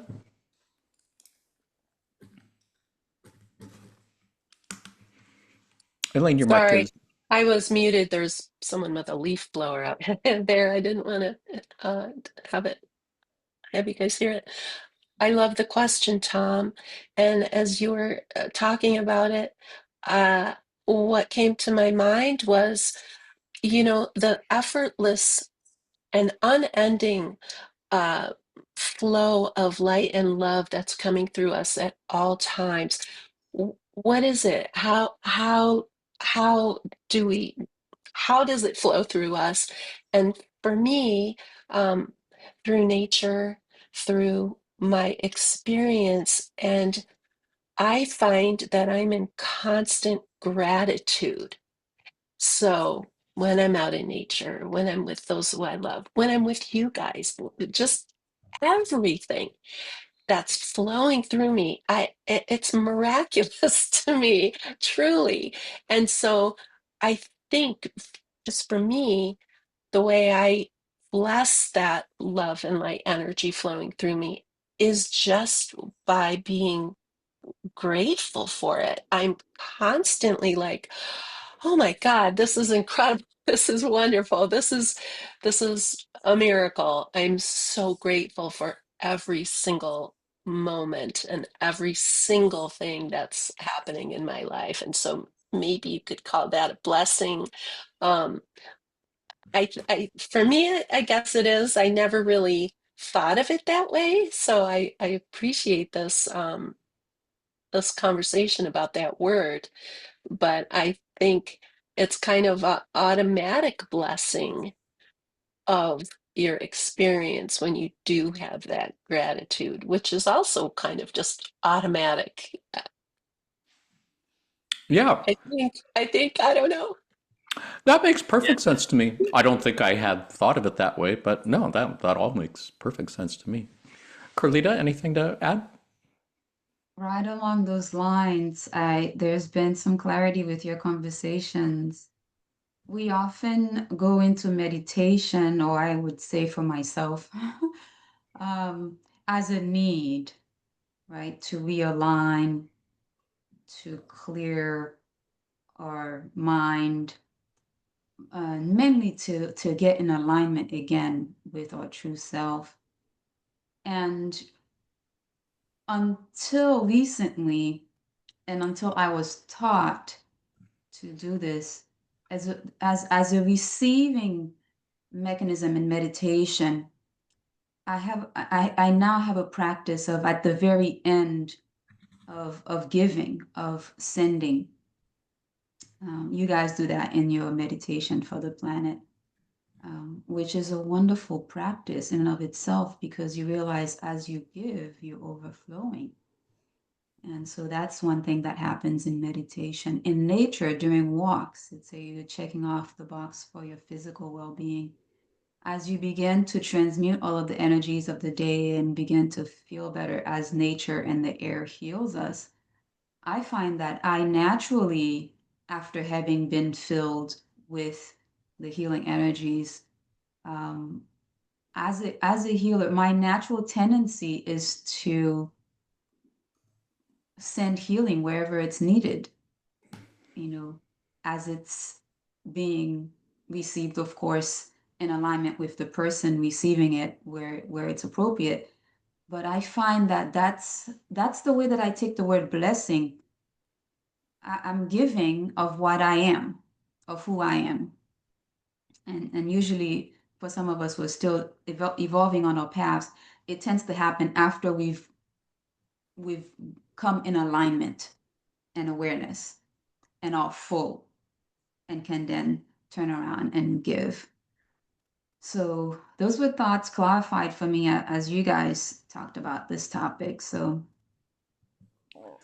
I appreciate your sharing that. And I appreciate the question that Tom was asking that started the whole thing, because I don't think I'd really actually thought about it that much. I think in my mind, I just understood what blessing means in my mind, but trying to explain it or think about how one actually does that, I guess, I think probably have to look it up a little bit more.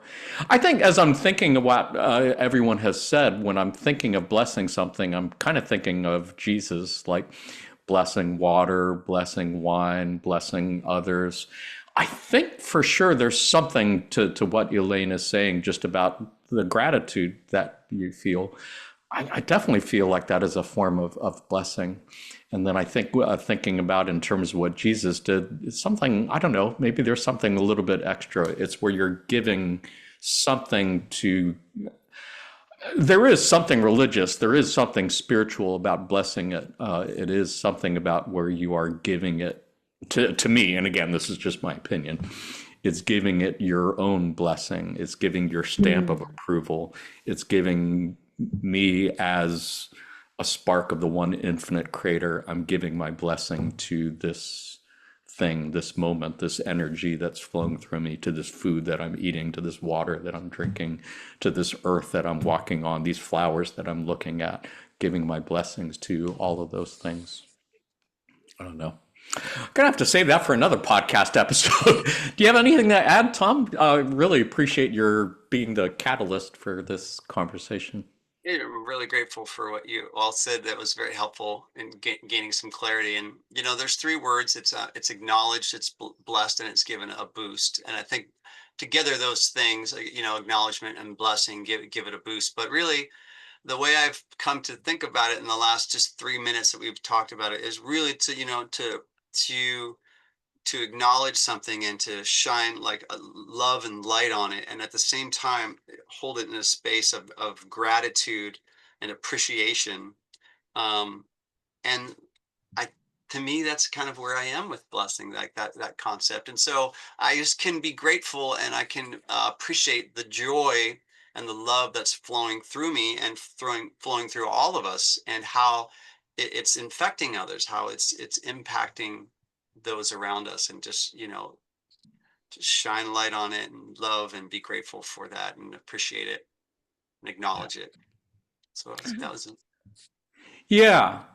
Yeah, I think the acknowledging part is important too, because most of us really aren't aware of it, or if we're aware of it, we're not acknowledging that this energy is flowing through us at all time, and we're coloring it and distorting it in our own unique way, and we have the ability to give it a boost just by giving it our blessing as we send it forth. Which I think might be a great segue into our next passage. Anybody have anything they wanted to add before we take a look at another passage? This is from December 29th, 2007. And Quo said, that energy just flows like a fountain through you, and the radiation from it is something that has caused artists throughout your history to draw halos, attempting to indicate how realized beings who are very secure and focused within their spirits naturally have a fountain of light that is springing forth through them. That is the secret, my friends, to remaining forever rested and full of energy. You do not have to do anything except bless the energy that comes through you, and see and visualize and intend that this energy is not going to stop with you, but is going to shower the world with light through your system. For you see, you color light in a way that no one else does, each as they allow their system to be a lighthouse. Sorry, I'm changing pronouns there. As a unique light. No one else in creation shall ever have your light, for the infinite love light of the Creator is limitlessly white. Yet your biases and choices and quirks have colored your energy body so that as energy streams through the chakras and out the crown chakra into the world, you have colored that light in a unique way that is absolutely beautiful. Really love this passage, and they have said this in many different ways at many different times. I think other times they've likened us to stained glass windows. Each of us has the same light flowing through us, but each of us colors that light in our own ways, own unique ways, due to our own biases and whatever blockages we have in our energy centers. But I love the idea that each of us colors that light in our own unique way, and that Creator finds that beautiful, including the light from the people that maybe we don't really like that much or have issues with. Creator loves that just as much as they love their own. I find that beautifully inspiring. What do you think? Elaine, any thoughts on anything here? No, not really. I mean, it's just all more beautiful quo-ness. Quote. I'm not You sure if know, I've heard that word before. I like it though. I just, yeah, it just came out, but it's just endlessly beautiful to me, and yeah, Yeah. couldn't say. I have nothing to add. I don't think any of us can add anything to make it more Yeah, beautiful than it is already. But yeah, yeah. appreciate it. Carlita, anything to add? Any thoughts, reflections? This what came to mind here is one one more realized further along master than me said before about this idea.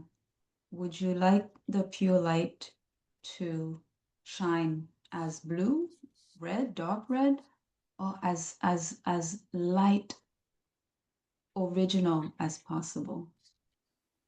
This was interesting to me because part of that wiping the glass, yes, we can stay or we can evolve. It's all choice.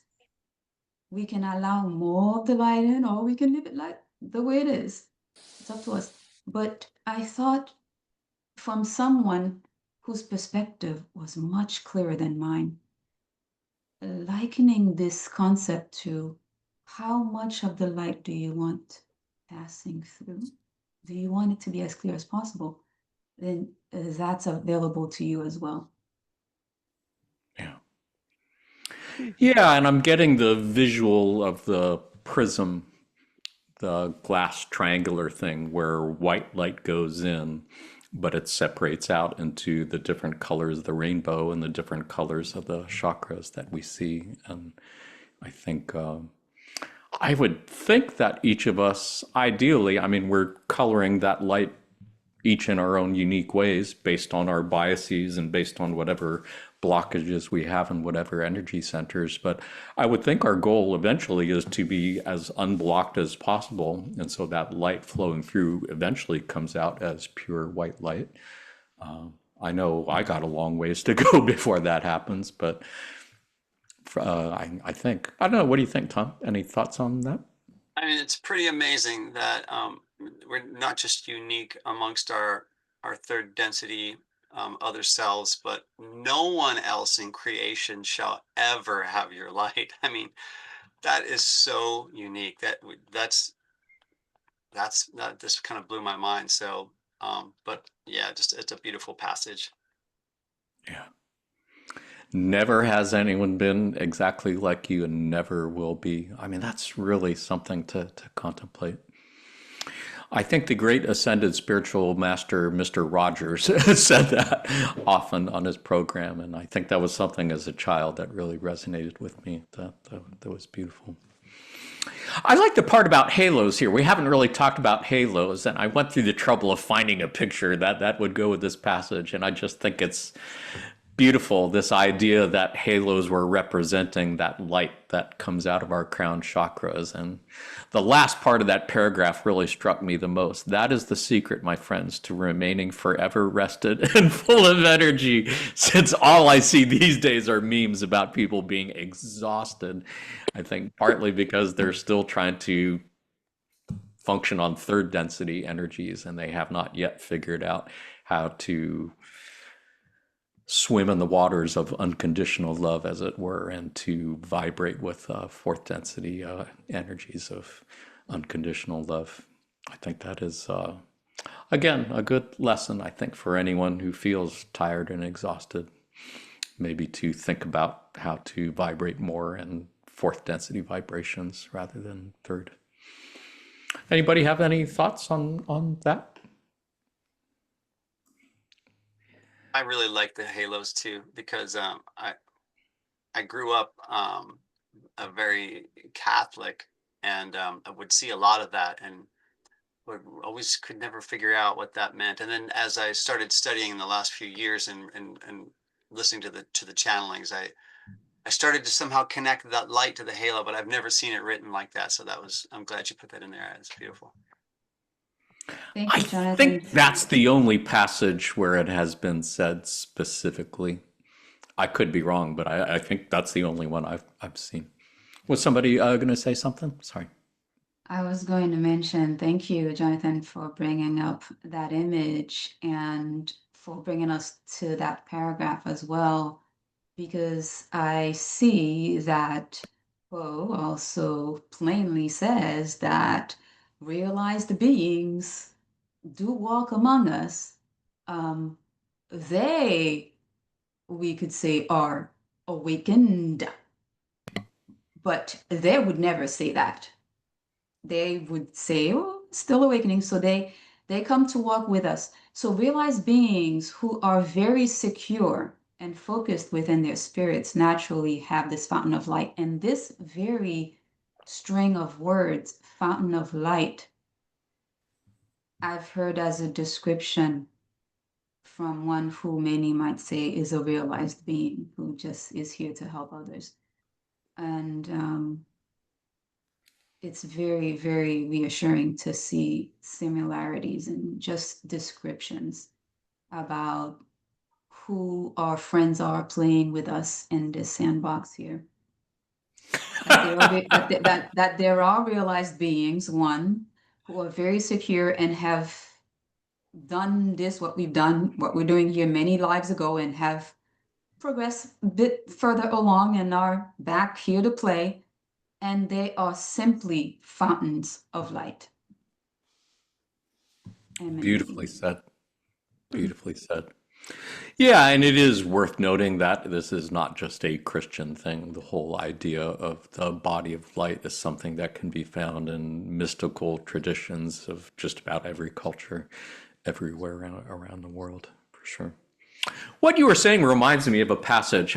This one I can't remember, and I'm not even sure if I have it written down anywhere or copied and pasted anywhere. But they were saying something. It was Quo who was saying something to the effect that if you were at that level of ascension, that you were perfect and had all of this stuff worked out, you wouldn't be allowed to incarnate here. The council would not give you permission to come here. That's why we don't see super beings who are coming here and just like fixing everything with a snap of a finger or anything, except maybe Jesus, but that was a long time ago, and clearly he did not fix everything. So I think this third density is really designed for people like us who are trying to be ascended masters like you're describing and have the potential, and maybe in a few more incarnational cycles we get there. But otherwise, no, we're here specifically because we're not perfect and we still need to work this stuff out.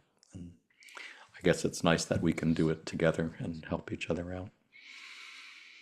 Beautiful thoughts. I think we have one more passage on one more topic. Anybody have anything to share on this one before we do that? I just want to mention, I find it so fascinating that this ancient painting, painted by some artist who saw, obviously, somehow, this light surrounding someone that it wouldn't be represented in this painting if it hadn't been seen. So they're just putting on the canvas what they've seen. And and as you said, Jonathan, this image of the light, of the halo, you see it in Buddhist art, ancient Chinese, Japanese art, all kinds of cultures who represent in their art. And I just find that fascinating. Yeah. They Elaine, your must sound was change breaking the- up there. I Oh, didn't quite hear everything you said, but I oh, think I got the gist of it. okay. Thank you. Yeah. Oh, and I guess it's worth noting, perhaps, to add on to what you were saying, that, yeah, there is in the story in the Bible of Jesus, what was described as the transfiguration, where he went up on a mountain and became more or less a being of light to those who were with him. And there are many stories of Buddhist ascended masters and their rainbow bodies who just disappeared. I mean, they didn't die a normal death. They just basically transfigured and turned into a rainbow body and dematerialized, I guess. And those have been recorded by many eyewitness accounts. So yeah, the whole thing of the light body is just super fascinating to me. Was there anything you wanted to add, Elaine? I see your camera seems to be working, so I think maybe our Wi-Fi connection is back. No. Sorry, I didn't realize I was having a connectivity issue, though. Thank you. You bet. It happens. It's because what you were saying was extra powerful. Makes Yeah. sense. Anybody else have any last thoughts on this passage? Just to share, I do think that sometimes when things go crazy, I'm like, all right, who's trying to stop me from doing something? Happens all the time, methinks. Yeah. So I'm glad that you guys were able to be here. I'm glad that we were able to get that word out. So before we get too serious, let's take a last look at one passage where we are encouraged to lighten up. This was from January 9th, 2006, and a person designated as D1 was asking, is it appropriate to use the traditional media of television and radio and internet to achieve our goals of broadcasting the information, of planting the seeds, as you said earlier? Quo. We are those of Quo, my brother, and believe we understand your query. It seems to us a fair and lovely thing for each of you to use the tools which you know to craft that which is your very best effort at sharing the light and the awareness that lie within you. We find all that this group has discussed this day to be appropriate. We do not have any desire to limit you in how you wish to present the information. We would only say to you that to balance the intensive dedication of each of you to manifesting, it is a good idea to spend a significant amount of your time becoming aware of the present moment, relaxing all tension or worry, and simply spending time knowing that all is well and that all will be well. Lighten up and find the light touch, the laughter, the bliss, and the joy that are only available when you are focusing on the present moment. Have fun with this, my friends, just as we are having the times of our lives working with you. What a beautiful thing to end on. Not really sure if we can add anything more to that, but as serious as things seem to be in this incarnation, it's just a beautiful reminder that have fun with it. Before we took the plunge, before we passed through the veil, we were probably thinking ourselves, this is going to be so much fun. This is going to be so great. And then we forgot about it and had to pay taxes and go to work and all that fucking shit, cleaning the toilets with or without love in our hearts. So yeah, just love this passage. What do you think, Carlita? Anything here resonate with you in particular? Yes, actually, it brings me back to the AI conversation, which incidentally, I had a couple more points to share, and so now I can, because the social media and AI is now the new traditional media, television and radio. So the person is asking, can those tools be used to help plant the seeds? And yeah, and with humor, with skill, with laughter, and it can be used. I use AI, for example, and actually I don't personalize it. I don't have I don't have an issue at all with thinking about AI as a potential a threat, because it's still us, the humans, that are creating this mess or heaven. So we're still back to square one. It's just, instead of cars that drive 100 miles an hour, now we've got AI. So new toys, and technology will always evolve. But are we becoming more conscious as a society, and the individual self, and as the individual self? So I thought it was a nice coming back home moment to end on this again, with the new technology being AI. Yeah, and what we're doing right now being a good example of how technology can be used in service to others, for sure. Tom, anything to add? Well, just that it's a great reflection to consider the light touch, the laughter, the bliss, and the joy.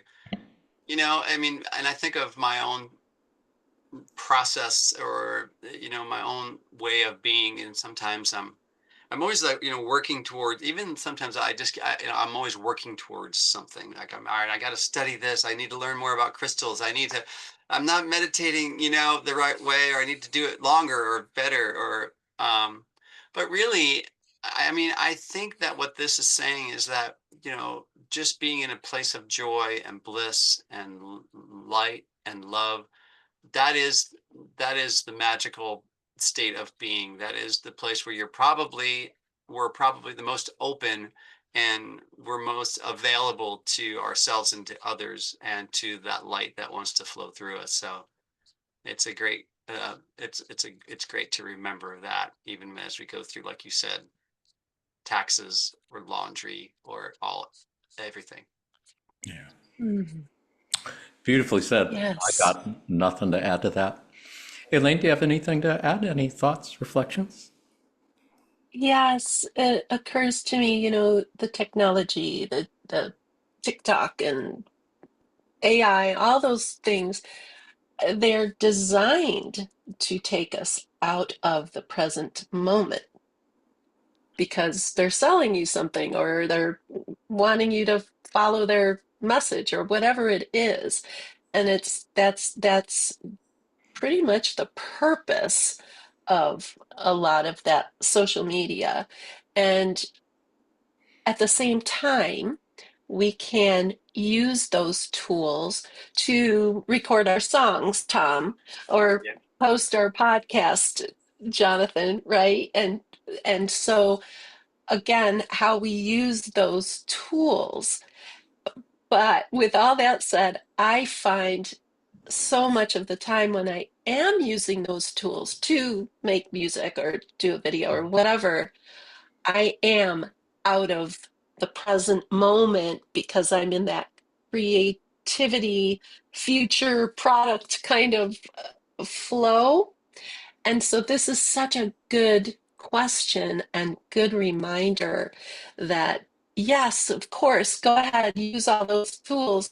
Just don't forget they're not they're keeping you, I guess, from this moment.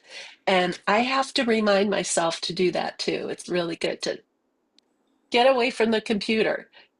Put the phone, turn the phone off, you know, um, have a conversation with a human, you know, and yeah, and have fun. I love it.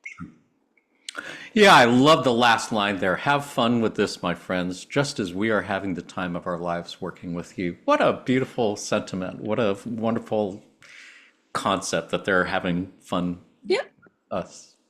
they're like our pals. That's how I think of Hatan. I can't wait to meet Hatan. I would love to have a beer with Latwii one of these days. I would love to hang Yes. out with Latwii for sure. Yeah. Yeah, sure.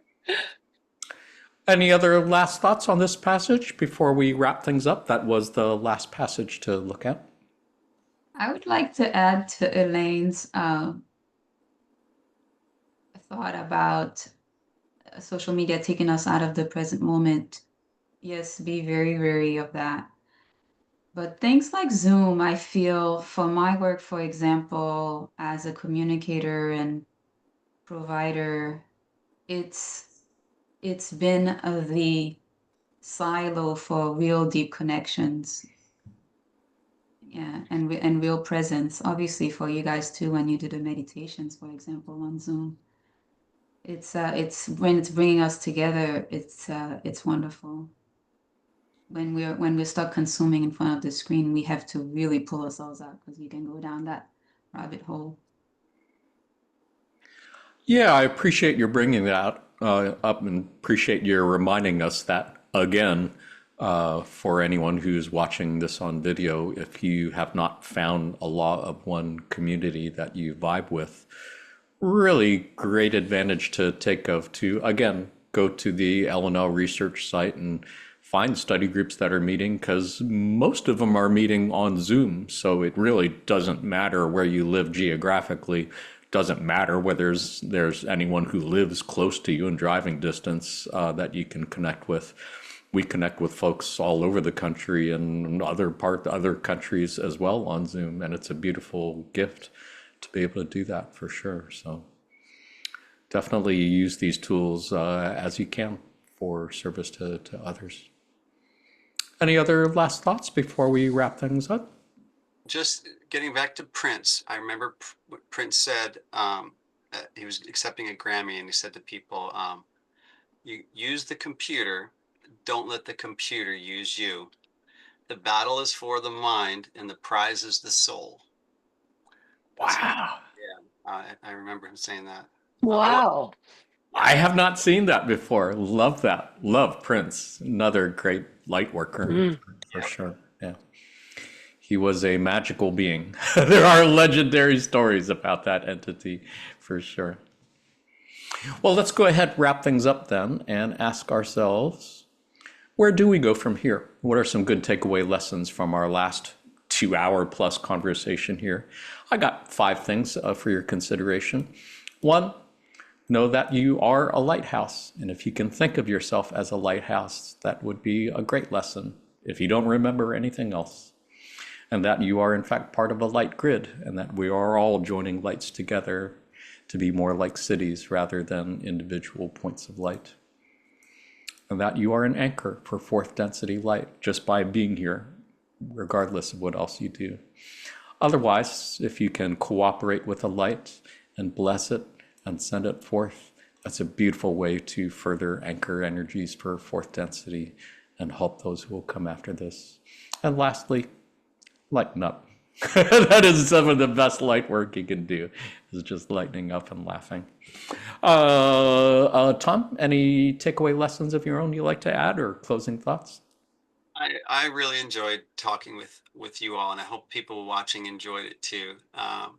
Your thoughts sort of resonated with me, and I'll continue to hold those and our laughs. And so I just appreciate our time together. Me too. Really appreciate your being here. It's been too long. Hopefully we'll do it again sooner. Elaine, any closing thoughts, takeaway lessons? The same as always, just immense gratitude for being with each of you and sharing this time together. And for anyone watching, may you also feel the love and the light that we've been sharing here today. And just gratitude for you, Jonathan. Thank you so much for putting this together and inviting us. It's always a joy, and it's fun. It's always fun. It is for me. I'm glad it is for you too. And I hope it is for our Yes. viewers. I've always hoped that our viewers feel like they're just another person in a conversation and you're just hanging out with a group of friends. So hope that you've heard something that helps you. And I hope you've got some ideas and thoughts of your own that you can share with others next time you have a chance to. Carlita, any takeaway lessons, closing thoughts you'd like to share? I think this is more of a random comment based on what's coming up now. It's whenever 2 or more gathered in my presence, there I am. And it's just fun to co-create because we always end up with something new, you know. Each of our mindsets gets affected and we see something new that comes from us because someone else said something. So it's been a lot of fun navigating this this new creation with you guys. Pleasure as always. Looking forward to having you back again, Carlito. Yes, I believe as the entity known as Ra said, those who seek together shall far more surely find. And I have learned a lot from the 3 of you from being here, so thank you. Did want to let our viewers know that if you enjoyed this episode, you might want to check out our podcast episodes on angels and archangels, or our episode on chakras and energy centers, or our episode on breath work, or our episode on laughter and the law of one. All of those, we go more in depth into things that we kind of touched on in this episode, and hope you enjoy them as well. And speaking of laughter and the law of one, it is time, of course, to do one last thing, and that is our pop quiz. Pop quiz is just something we like to do at the end of our podcast to end our otherwise serious conversations on a lighter note, funner note, and maybe look for law of one connections in pop culture. So since today's episode was about lightworkers, it seems only fitting that we should have a pop quiz on a very well-known lightworker from Jamaica, who was known to bring love, light, and messages of oneness to the world through his reggae music, as well as his life experience as a Rastafarian. I am, of course, referring to whom, panelists? Bob Marley. Bob Bob Marley. Marley. Yay. Yes. Yes. Well done, you who are watching on this video who got that. I'm not sure how you would not be able to get that one, but yeah.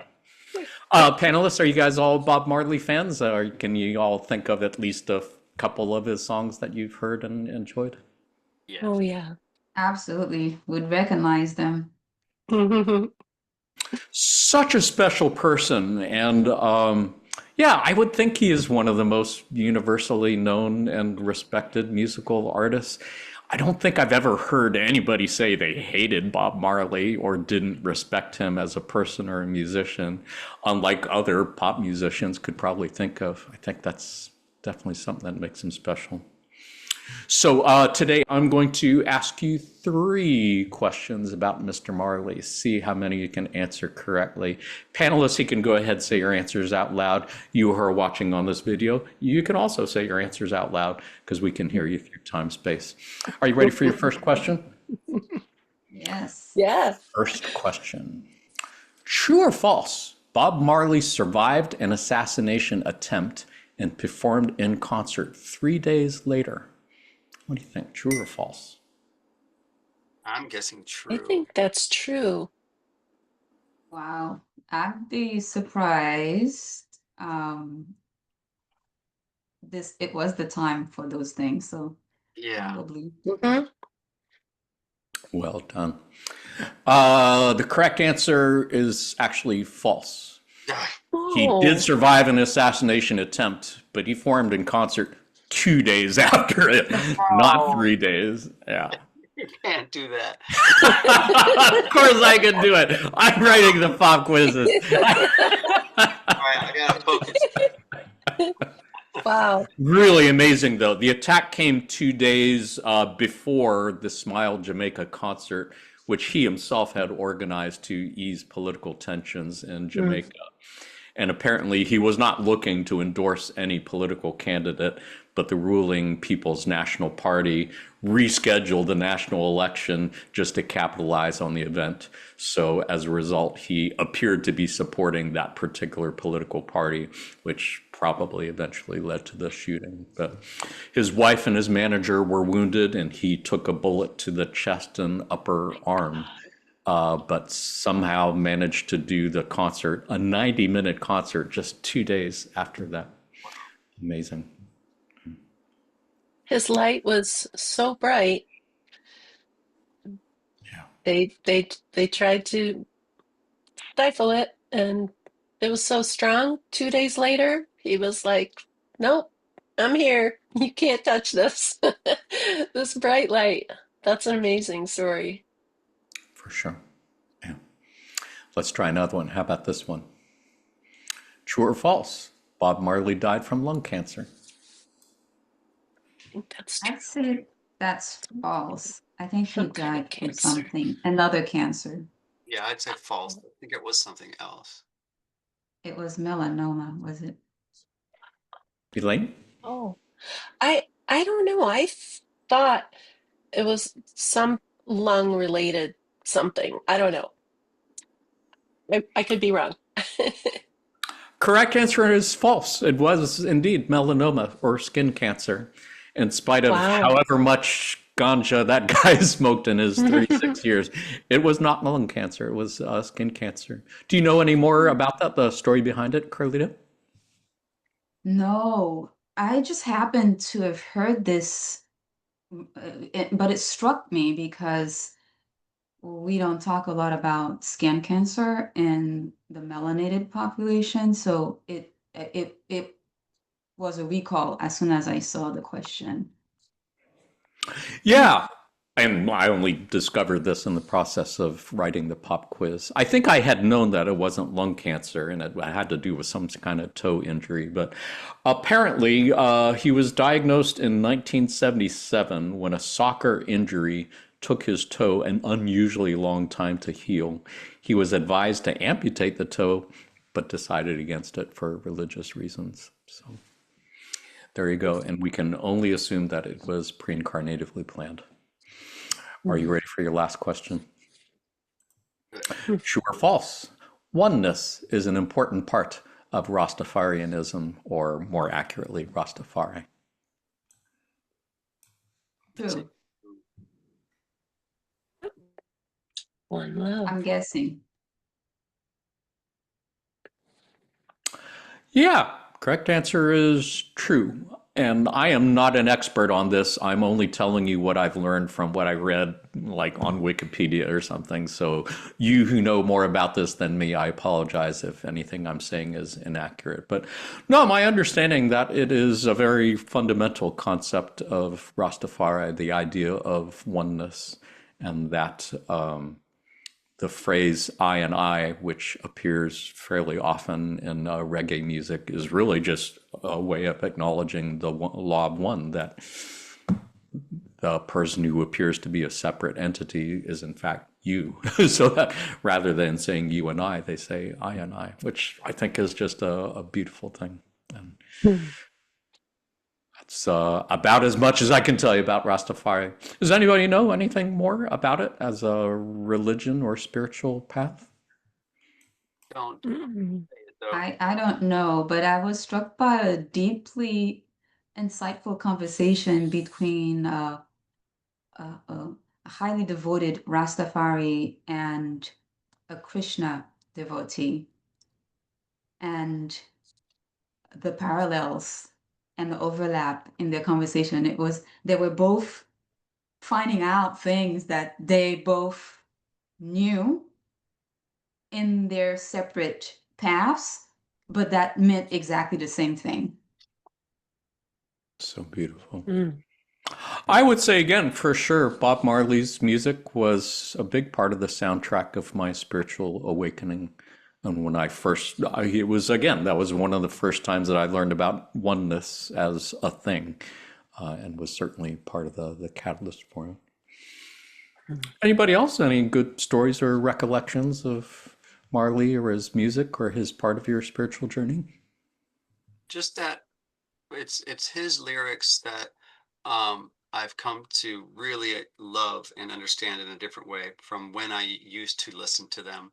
So like if I ever mention that to somebody, like, hey, I listen to songs now and they have different meanings, I'll refer to Mm. Bob Marley's lyrics.